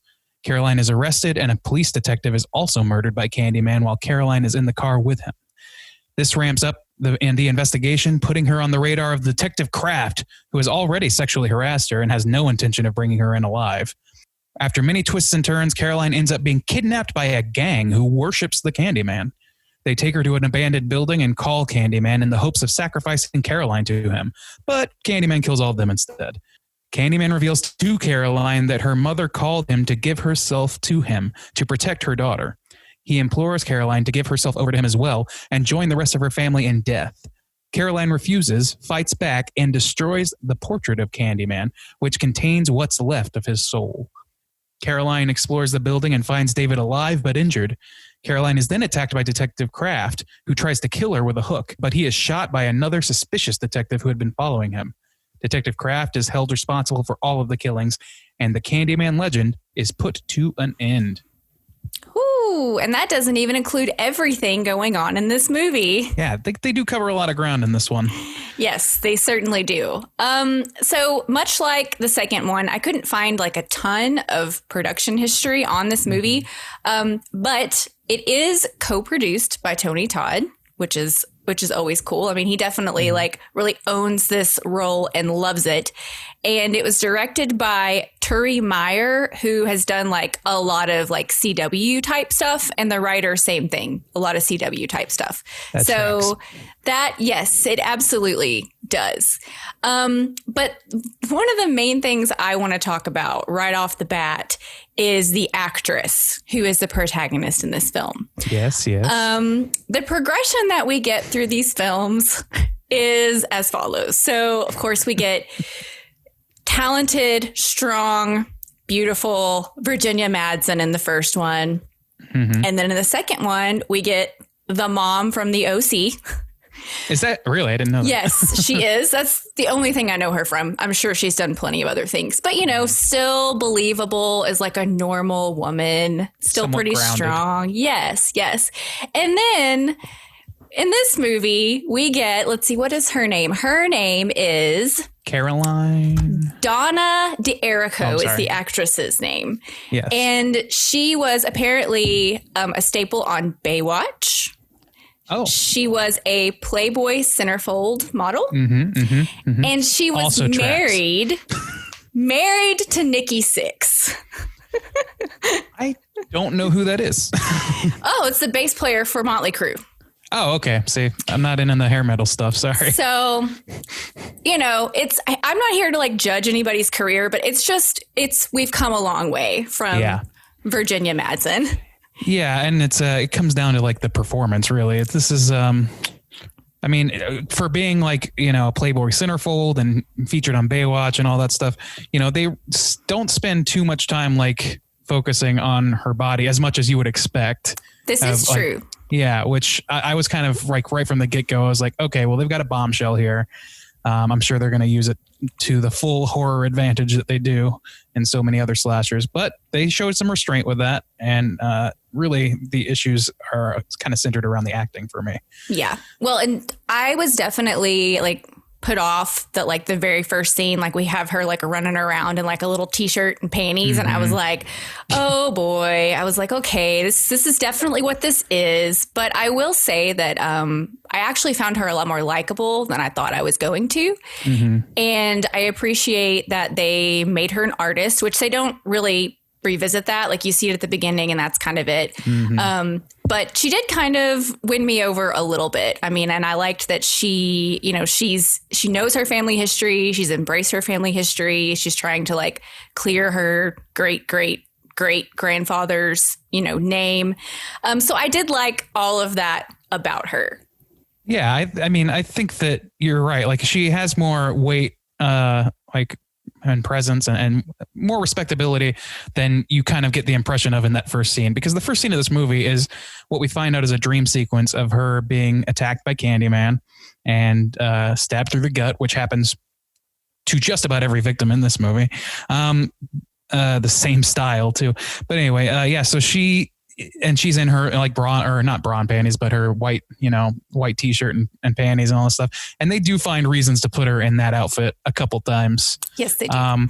So like just the way that's setting up, I'm like, okay, well, this is a bombshell type person. You know, she's in skimpy clothing. She gets killed right away with not a whole lot of pomp and circumstance around it. This is not boding well for things. I don't know how I'm going to feel about her the rest of this movie. And to be fair, I didn't come around completely, but I agree with you that she, like, the way that they set up the character was not so, it wasn't so one-dimensional as to be completely repulsive to watch. It was just, not quite there for me. So we can get to that, I guess. Another interesting casting choice is her love interest, David, is Nick Corey, who was in Nightmare on Elm Street. And he was the guy who was falsely accused of killing Tina in Nightmare on Elm Street. And then they made him the guy that's falsely accused of killing the first batch in this movie. And I was like, well, that's a fun little bit. Well, when you got a market cornered, you really just got to go for it. Just keep plumbing that well. I was also like, okay, dude, you were supposed to be like 18 in 1984. So like, how old are you supposed to be now? Because you got to be in your 40s at this point. Yeah, I mean, at least he's not meant to be 18 in this one, though. So, it's a little ambiguous. He's got a child. Yeah, it's pretty ambiguous. Is he Hispanic? I believe he is. Okay, all right. I was like, he looked kind of white to me at first. And I was like, are they doing brown face right now? And I just wasn't sure. But yeah, so he meets Caroline. Or I'm sorry. Yeah, he meets Caroline through Miguel, the gallery owner, correct? Yes. Yeah. Yeah, he was like, he was placed as a stunt actor at the gallery to like scare everybody. Yeah. And let's talk a little bit too about the whole like Day of the Dead gimmick, because in the second one we got, the Mardi Gras gimmick, which I didn't love but didn't hate. And then this one, I was like, what are they doing with all of these random holidays? So how did you feel about... Do you know the history of Day of the Dead? Like, do you have much of a frame of reference? Like, what are your feelings on that? Yeah, that's all you need to know. Yeah, so my exposure is pretty limited with Day of the Dead. I mean, aesthetically, I've seen it all over. It's very hot property these days for sure. But I wouldn't say I know the history of it very well. I understand the correlation that they appear to be trying to draw is about memory and keeping somebody's soul alive through memory. But that isn't really played strongly enough, or it's not really explicitly stated. And especially at a time back then where, it wasn't such a hot commodity to, the broader American audience, the idea of Day of the Dead. I don't know that would have landed back then, because it was hard for me to even like, oh, okay, I see that's that's the correlation they're drawing here, but it's not strong enough. And it really troubles me on some level that, in the first movie, if there was a gimmick, the gimmick was let's address societal racism. And then that devolved into here's a holiday from a non-white culture. Let's just use that. It's kind of got to be a little bit heavier on the gimmick side, if you will. Yeah, I thought it was going to be a little messier than it was, actually. And I do like the parallels that it draws as far as, you know, she's trying to preserve his legacy. And that's basically what Day of the Dead is about, is honoring your ancestors and remembering your ancestors. And, you know, you put their picture on the altar, and that's where like the sugar skulls come from, and like food offerings and stuff. So I liked the parallel that they were drawing just from Day of the Dead happening while these events are happening. But I would have preferred that they didn't bring in like the abuela and like the wise Mexican woman who like knows how to deal with spirits, and that whole section I wish just like wasn't there. Like the racism is thick in this one, but it's really just coming out of the one character of Detective, what's his name? Kraft. Kraft. Yes. Yeah. Yeah. The racist cops to me were, well, obviously, like the times we're living in, I think we pick up on that a lot more. But also, I mean, this was like several years, but still somewhat fresh after the whole Rodney King incident, and we're in LA. So I think it was really easy to kind of put that upon them. And especially, again, like I feel like the whole Candyman franchise kind of like repeats themes. And so it's just sort of that repeated theme of, you know, you've got the cop who's in a position of authority hunting down the Hispanic guy that he thinks is guilty, much like Daniel Robitaille was, you know, hunted down in the first one. So I definitely, I mean, at first I was like, oh, this is going to be kind of cliche. But as it went through, I was like, okay, I kind of see what they're doing with this. And then we can talk about the end a little bit later. But I was like, okay, so they did kind of bring this full circle. It is another one of those things. It's kind of like, there's a lot going on, but I did appreciate it on some level.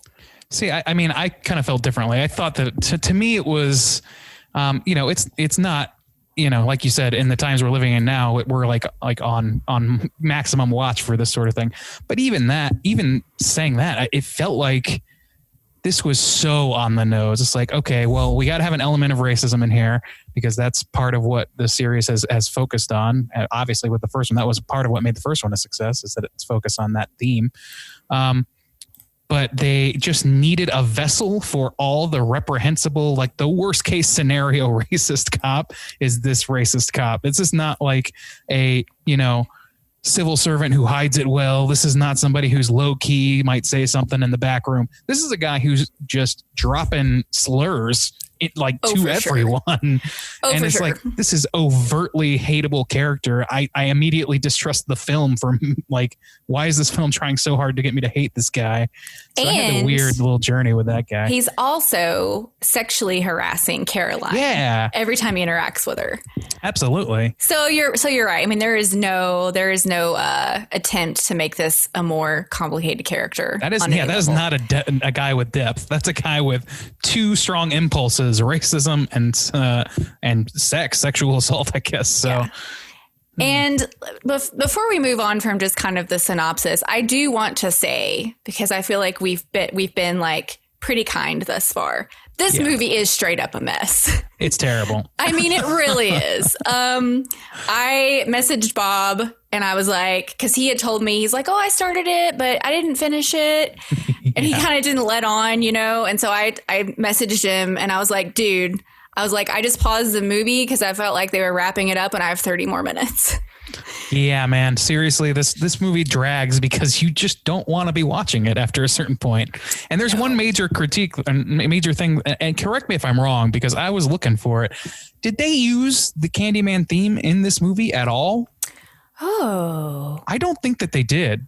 I was looking for it, not in the intro. Right. I'm like, that's reprehensible. Yeah, sorry. because I love that piece of music. It's the whole score, is great.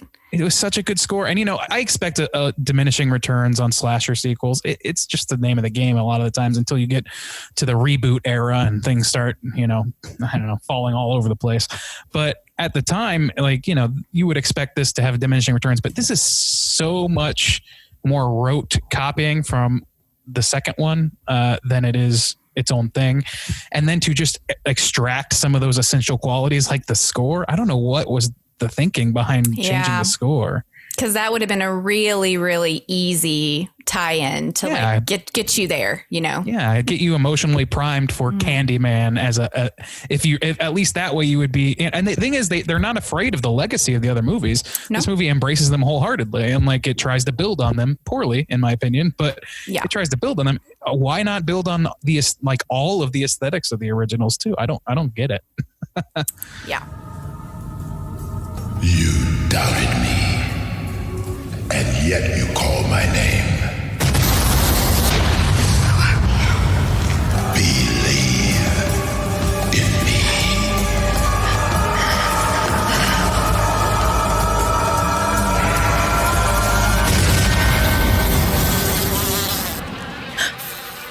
Okay, so let's move on to the next section, which is discussing the lore of Candyman. Now, we get, as with the other two movies, we get the recap of the whole incident with the mob. We get it again, and we actually get it twice. Caroline gives it to us. She's telling her friend early in the movie, and then we see it again later.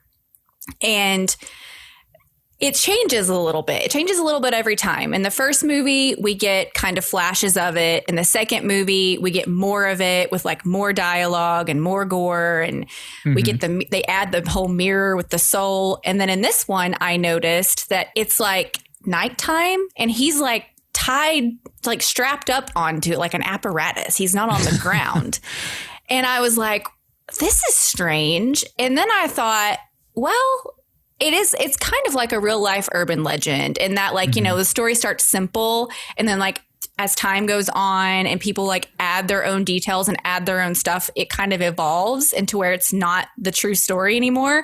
So I was like, you know, I can get on board with that, I suppose. If I may say, that sounds a little bit like excuses to me. I don't know that was the thought process going in. If it is, then I'll happily accept the L on that. It's just my thought process. I don't think it's the filmmakers. Yeah, it's exactly. I like that's good apologencia on our part, but I don't think that's necessarily what the movie was going for. I don't think it was making any comments about the nature of urban legends, and not at this point in the game. But yeah, the lore itself is shown again, and I can get behind that interpretation of it or whatever. But you know, this is also has smacks of, you know, slasher sequelitis, where it has, you know, every movie has a different weakness for you to exploit as the protagonist. In this case, it's the image, the self-portrait of Daniel Robitaille, and it's set up with the whole altar like Day of the Dead, and she has to destroy it to destroy the memory of. And that's like I don't hate that as a concept, but again, it's just sort of like, you know, it's like, you know, in Nightmare on Elm Street, you have in every movie, okay, you have to bury the bones. Oh no, you have to put the bones back. Oh no, you have to like reknit the sweater or whatever it is this week.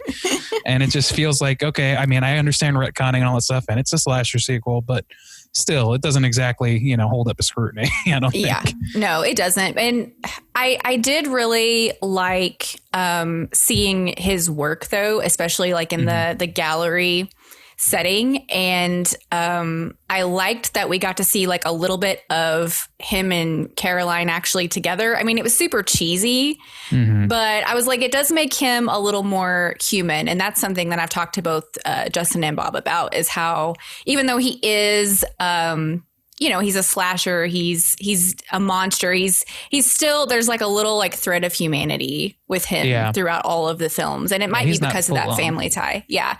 And so I liked at the end that we still like have his portrait, but I was like, wait a minute, I thought his soul lived in the mirror and now he's like attached to the portrait, you know? So it's next one's going to be the beehive or the, or whatever. It's in the hook. Yeah. Oh, we got to find his hook is in the, we have to throw his hook back into the hive where it belongs. I don't know. To me, like going back to the paintings, I was very troubled by these paintings, and not because they were particularly disturbing or anything, but because they were photographs. They were very obviously photographs. And I was like, man, this is not like, again, it's diminishing returns. It's lower budgets this time around, but man, they had such cool artwork in both of the first two movies, certainly in the first one, and like really awesome stuff. And this time they just really cheaped out on the most important art in the whole movie. Yeah, which makes you wonder too, though. Like they had to like pay a photographer, so like you couldn't pay a fine artist. I mean, who says they? I mean, if they have a director of photography already on the payroll, I guess it saves them money. I don't know. That's true. I don't know if that falls in the same purview, but when you're making ends meet as a producer, I guess you do what you got to do.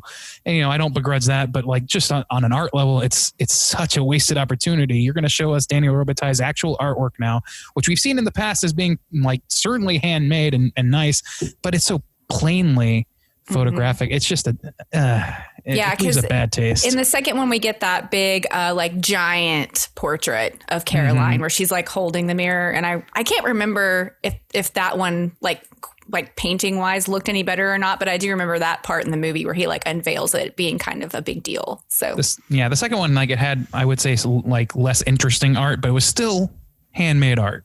Right. Like that's the bare minimum acceptable Candyman art for me. Poor Daniel Robitaille, his legacy's just been smeared all over the place. He's photorealistic. Wow. No, I don't understand with that stuff. And the idea that Miguel, the gallery owner, is like completely subverting the will of the person who owns the art, which is Caroline, that really pissed me off. Like this character of Caroline is so toothless, especially at the beginning. She's letting her friends just walk all over her, and it doesn't seem like she has an arc that corrects that necessarily. She just kind of rolls with the punches as she can. I don't know, man. It seems like such a downgrade from our first two protagonists. Yeah, for sure. I guess it would have made a little more sense. Like if she owns the artwork, how did he tell her it was going to be one kind of exhibition and then she got there and it was something else maybe? He said they had a conversation that implied that she gave him the artwork without telling him that this is the person who inspired the Candyman myth. And then he found out and started exploiting. And she's like, no, there's a reason I didn't do that. And he's like, oh, but I gotta make my gallery, get my name for my gallery. It's okay. And she's like, well, okay, my principles don't matter, I guess.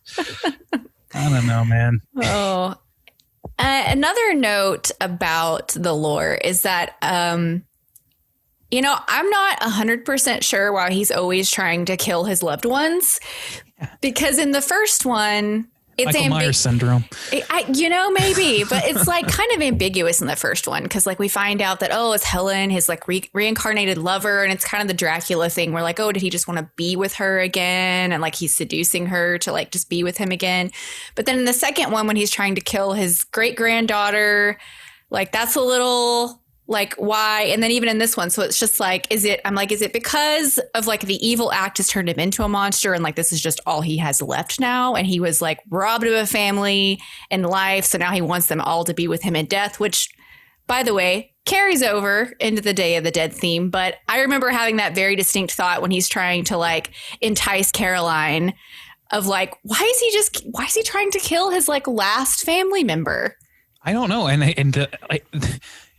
Okay, I have to take like 2 steps back on this and note that this movie is set in 2020, by the way. Does not look or behave anything like we would expect 2020 because it had no way of knowing. Very bizarre, though. But it has to be. And the reason is they needed to cast a buxom young woman in a role that was 4 years prior played by a 7-year-old or something? Yes. Was she even in that last one? She was, right? She was in it at the very end. So it's like Annie, who's the protagonist in the second one, is pregnant whenever she like defeats the Candyman. That's right. And so the very end of the movie, her daughter is, like maybe 5, maybe 7. And she's like telling him, this was your grandfather, blah, blah, blah, blah. So even that timeline has to be kicked out further so she can be like a young adult. This seems like it's really kind of cribbing off of Halloween more than I anticipate. I just said that as a joke, but like we're looking at the era of the time. This was in the Halloween 4 and 5 era where you have Michael Myers doggedly hunting down every member of his family as he was wont to do at the time. I don't know. This movie has that as well. And you have like a child protagonist. Actually, this movie was Halloween H2O era. Okay, so yeah, so like it had already been out. They So had the doesn't that benefit of seeing how it feel- works for them. Yeah, that feels like it all belongs in the kind of the same time for sure. It's just it's none too good. Yeah. Yeah. Sorry, but the lore. Yes. Yeah. Anything else that you have to add about the lore, the family concepts, or any of that stuff? I don't like. It's like he's trying to kill his family. I also want to point out he's very interested in being sexually explicit with his offspring. Yes. His further offspring, especially in this one. Very strange.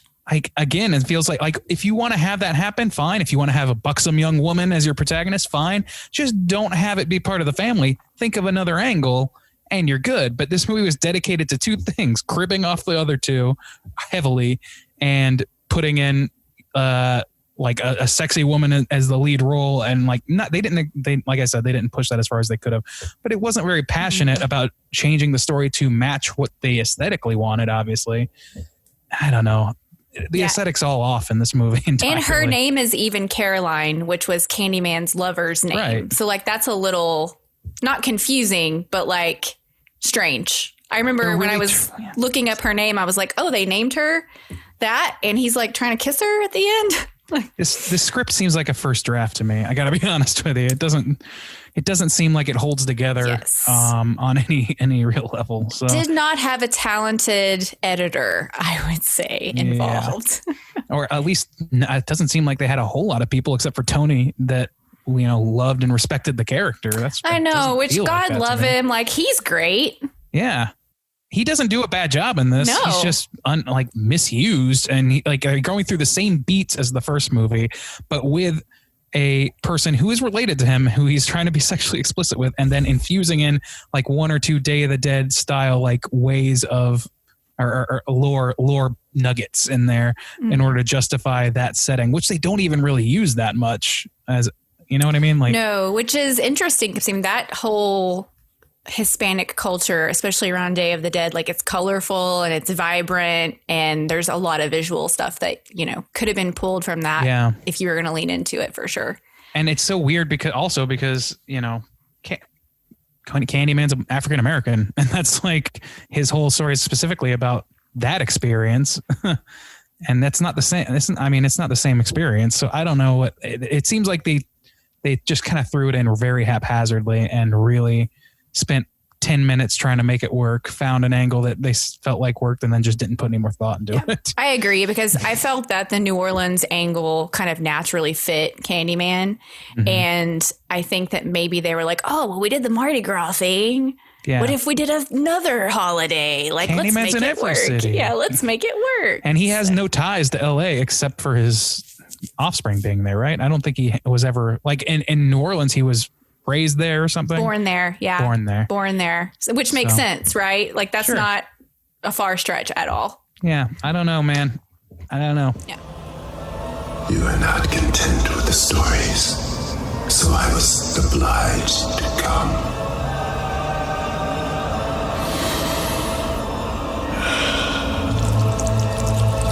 Be my victim.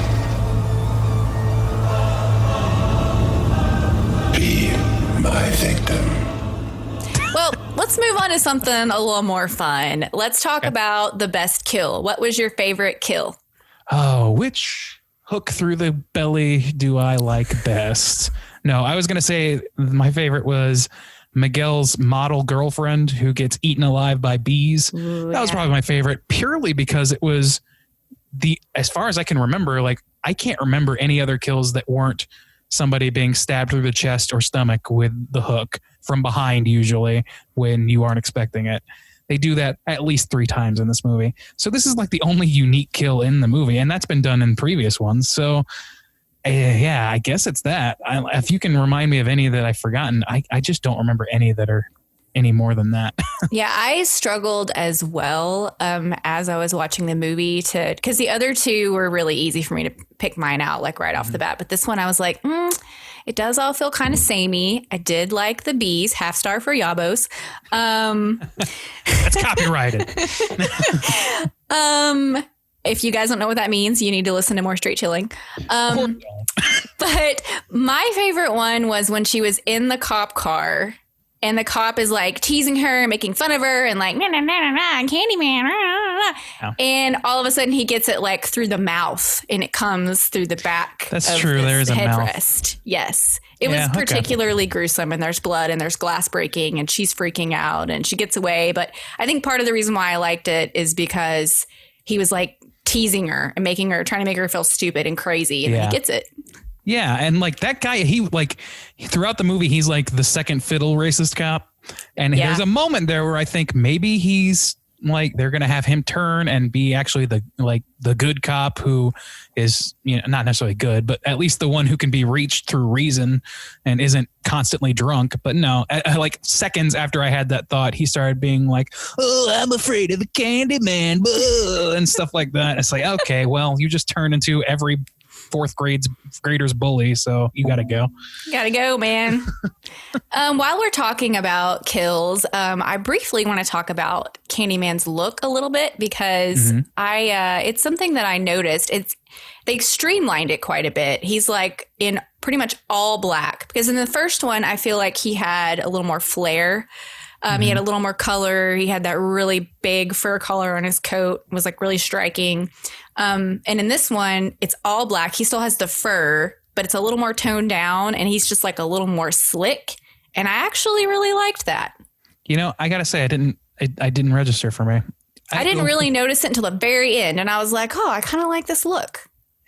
Was it when he was like, come to me and be part of death with me forever, and then she's just like, no, and runs by him, and he's just looking over his shoulder as she runs to destroy him. He's like, please don't.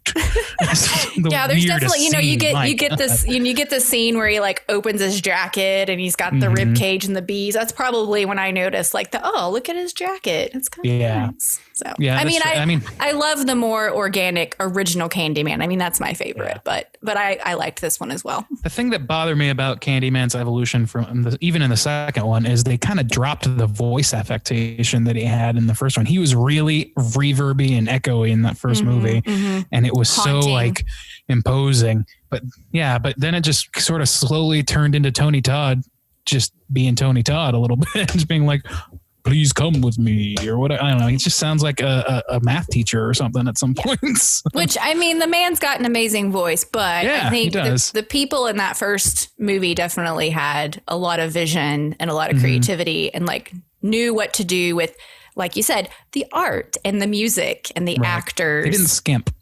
Exactly. Yeah. It took what they had and like elevated it to a really great level. Okay, so I think we've arrived at overall thoughts, unless there's anything else you want to discuss before we get into overall thoughts. I mean, no, it's all blending together in my mind anyway, so we may as well move it. All right. You go first. Give me your thoughts first. Okay, so this is not a good movie. This is the first thing. It's not fun to watch, really, and the things that are fun about it are almost exclusively things cribbed from previous entries in this franchise. Tony Todd doesn't get a whole lot to build on from what he already had. I feel like I don't think we get a lot more out of him than we got in the other movies. Nope. And he's the best part of this movie, as he should be, but they should at least give him like really interesting kills or something. Like I was saying before, the thing that sticks out to me most about this movie is how skimped it seems on everything, pretty much on the artwork, on the acting, on the stages, or sorry, the sets. If you're indoors in this movie, you are clearly in a soundstage that is sparsely decorated. It doesn't really work. It's on the same quality level as, I don't know, like a CW show, really. Mm-hmm. And the acting matches that up perfectly. And then you've got like really weird things, like the person who casted that gang or whatever. Oh my gosh. When they were at the art gallery at the beginning, I was sitting there and like, whoever wrote this has clearly never set foot in any art gallery ever. I've never seen somebody with freaking like a nose piercing chain going back to his ear, like, and then like he looks like Billy Idol. Like, why is Billy Idol and his merry men all hanging out in this art gallery? And then eventually they turn out to be a gang, which is even more preposterous. They're worshiping Candyman. Yeah, it's like the West Side Story version of a Billy Idol fronted gang. That's what we get in this movie as a major antagonist and plot point. It's just a shame. And I don't know. I could list point by point all I want, but the truth of the matter is it's just not that strong of a movie. Some of these characters look like they belong in Batman and Robin more than they belong in Candyman or a slasher. Even like spot on. You think about the grounding of the first movie, and even the second one is much better than this in that regard. Like, it's more grounded. You have characters that behave in a way you might expect. Our lead not our lead character, not our lead actress, but the lead character is totally toothless and not like it's hard to root for because she's just kind of like letting things happen to her. And that's not a recipe for a compelling protagonist at all. So for me, it's not fun. And I think it should be kind of stricken from the record, really, especially now that we've exited the reboot era, or we're back in this case, it's starting the reboot era for itself. I think it has a lot more it could offer that is of more substance, less gimmicky. I mean, the way things are shaping up for that new one is clearly they're not interested in anything this movie had to say. Yeah. That's my feeling on it. And I think that's the wise way to go. Not a great film. I'm sad that, it's a clunker for Tony, but I'm glad that, he gets to reclaim the mantle a little bit, or presumably. We don't know fully. Yeah, we think he's in it to some degree. We don't know what degree, but this movie would be a bad one to go out on in the character. Oh, for sure. If nothing else, we need a new Candyman just so that's not the last one, for sure. Yeah, I agree with you. Yeah, I mean, my overall thoughts are very much the same. Like I said before, I think it's just really a mess. Like I said, going in, I expected to not like it. And like the first maybe 30 minutes or so, I was like, okay, I like this more than I thought I was going to. And then like promptly after that is when we just dove into Candyman gang members and abuelas that know about the spirits and just all the things. And I found it really difficult to pay attention. I mean, if I hadn't been taking notes, I think it would have been really, really difficult. Like I said earlier, I don't mind the Day of the Dead like themes that are present. I just wish that it would have been a little bit more of a backdrop and not an active role in the movie, like they did with Mardi Gras and Farewell to the Flesh. It's like happening at that time, but it doesn't have an active role in the story. I think, I mean, it just went in so many directions, and there just wasn't a person that had a clear vision for what they wanted this movie to be. And I think, honestly, it has a lot to say about the time it was released in. The late 90s wasn't necessarily the best time for horror. We were kind of in a transition. And so post-Scream world. Oh, yeah. We didn't know what was next, So I think there was a lot of that, like, oh, let's do a slick slasher. And they were like, oh, Candyman's cool. Like, let's do another one of those. And I feel like that's how this got made. Yeah. It just didn't have any of the like heart and originality that was in the original, or even some of that was in the second one. There's just like none of that's left. I do appreciate, though, in the end, when Caroline takes the opportunity that she's given, which is to blame the corrupt detective for all the deaths. And so Caroline decides, okay, I'm going to let the legend die. We're going to blame it on the detective. And that's going to be the end of the Candyman legend. And that really is the end. There's no jump scare. There's no post-credit scene where it's like, he's coming back. And I was like, wow. That's not usually what we get. So I did appreciate that about the end of this movie.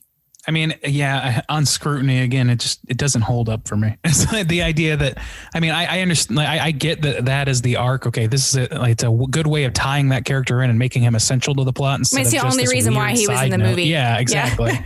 Otherwise, he doesn't make any sense for being there. But logically speaking, that's not going to stop anybody from saying Candyman to a mirror. So I don't like the Candyman legend is not going to die because there was another killing involved with the Candyman. It's not going to end there. In the first movie, we saw a guy masquerading as the Candyman, and him going out and killing people was contributing to Candyman's existence. So I don't understand why this should end Candyman other than the movie wants a conclusion. Yeah. Well, I mean, she could have easily stuck to her guns and been like, no, it wasn't the detective. He's real. It was really him. But I guess she's not even going to tell. I don't know. I guess the insinuation is that like, she's not going to pass that down to like the people close to her family. Yeah. She's just not going to pass it down. Well, that was the same thing that happened with her mother in the previous movie. And then at the beginning of this one, we saw how that ended. She got coerced by the dark side somehow. Yeah. I don't know. Like, that was such a disappointment. I hate when they do that. Was another thing. Yeah. Another Halloween 4 or 5 connection is having your likable main protagonist from the last one just completely decimated in the first 5 minutes of this next one. No good. What a shame. Okay, so let's leave this one and let's talk a little bit about some of the other ones. So do you have any particular comments that you want to make about the first 2 films in the franchise? And are there elements from the franchise that you want to see carried through to the new adaptation? From the whole franchise? Yeah. Yeah, definitely. There are things that are essential to Candyman, right? There's the bees, the hook, Tony Todd, I would say. There's a lot of things that you like. I think the soundtrack, that one lick, which they used so beautifully in the first 2, and is so great. Those are essential. I think, and the backstory of racism, and racism being sort of like the evil impetus for this slasher existing. I don't think those things are dispensable, and it definitely seems like they're going in that direction based on the trailers of this new one. Obviously, it's based on in Cabrini Green, but it's gentrified now. And what is that like? And is that good? Is that bad? How do we feel about that? Painting over suffering and all that stuff. So I think those things are definitely going to be brought. Like, they clearly are being brought in, and to its benefit. I don't know that I would bring in anything from the other 2 movies, though. Even Return to the Flesh, like, I like the backdrop, like you said, like, that was great, but it didn't, to me, add anything special to the lore except a few things that were immediately disregarded in this movie, the third one. So I think that those things can be tossed aside, and like the legend of Candyman being like word of mouth, passed around from kid to kid. Like, how many kids still say Bloody Mary in front of the mirror to this day, even though I can't tell you the history of the words Bloody Mary. I have no idea where that originally came from. So it doesn't really matter, though. It's all about psyching yourself out as a kid and wanting to do something that seems dangerous. That's totally not. So I don't know. That's how urban myths work. And I would love to see a lot more playing with the idea of urban myths, but on a more realistic, grounded level, which even the first one kind of only semi did. It talked about it directly, but it didn't really capture it for me, like the nature of just people passing things around and then becoming, suddenly set in stone culturally. I didn't fully get that in the first one even, which I love the first one, but I think they could explore that a little more. Yeah, that kind of mystery of the first one, I would love to see in the new one. It has that sort of experimental feel, and you're not always sure where you're at in the timeline, and things jump around, and it's a very strange, moody feel. And I would love to see that in this one. I will say, one thing from this one that I would love to see is some of the artwork. Like, if we had some of his artwork in the new adaptation, I think that would be great. Maybe not framed in gold hanging in a gallery, yeah. But is there like a piece of graffiti or something, some like weird organic thing that was like a Daniel Robitaille created thing? Like, I would love to see some of that. Well, at least based on the trailers, this new one appears to have an artist as the lead. Yeah. So that's odd. I think that's pretty clear that they're drawing some stark comparisons between him and Robitaille right there. So we might get to see him, produce some Robitaille-esque art. Just as a matter of course for the movie, we might, and I would love that. Yeah, I like the aesthetically, they're really going back to something more sturdy than these last 2 movies, just based on the trailers again. But I agree. Yeah. Mm-hmm. All right. So, what you got to plug, Randy Gandy G Landy? Oh man, if you guys want to have a less good time, you can come listen to our podcast. I guess I'm sure the other two sold it better than I will. I'm the what's the opposite of a hype man? That's me for the podcast. A bummer dude. I'm a bummer dude, and this bummer dude's telling you that if you hate yourself enough, you'll go to straightchillingpodcast.com and say Randy Gandy G Landy 5 times in the mirror, and then you'll be able to listen to us talk over each other for an hour and a half every week. It's great. No, I'm down, and I'm just being like ridiculous. We review horror movies, a new one every week, and we've been doing it for 1,000 years now. I don't know, a long time, and we have a good time with it. So come on by. Very casual. Yeah. Well, and you guys are fun, and you do something completely different than I do. So I'm always pointing people in my audience to you guys because I don't do, recent horror really. And it's just me with my own thoughts. And so I think you guys really bring a great dynamic. And I've said for a long time that like, even before I knew you guys, it feels like we're all friends and we're, being nerdy about horror movies. So I think it's great. I'm a friend to all. Yeah. Come to straightchillingpodcast.com and listen to your new friends talk about movies. And what about your artwork? Where can people see your stuff? Oh my. Yeah. So I am a freelance designer, animator, and illustrator, and you can find my stuff at my name, Andy Gaddis, ANDYGATTIS.com. You'll find a demo reel and a bunch of artwork there. You can also find me on Instagram. It's just my name again, where I spent a lot of time posting artwork for a long time, and now I do occasionally still. So that's probably the best places. Awesome. Well, that's it, folks. We have taken the time to cover all 3 films in the Candyman franchise, and it has been an interesting and enjoyable journey. And I think it's safe to say that we've really done our homework, and we are fully prepared for the new Candyman coming out later this year, we hope. And I'm sure that film's going to have its own unique set of ups and downs, but I have no doubt that it will be a worthy chapter in the strange legend of Candyman. So thanks again for being with me, Randy. I appreciate it. Thanks for having me. It was a good time.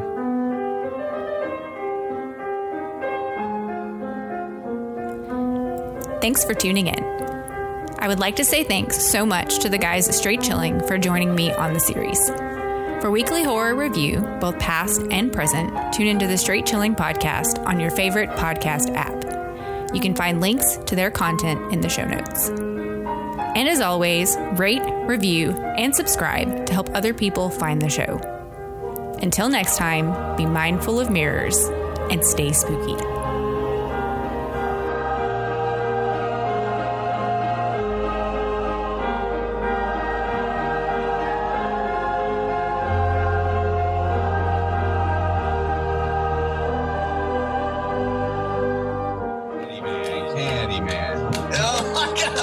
We should do it like that. We should do a cut. Candyman, Candyman, Candyman, Candyman, Candyman, Candyman, Candyman.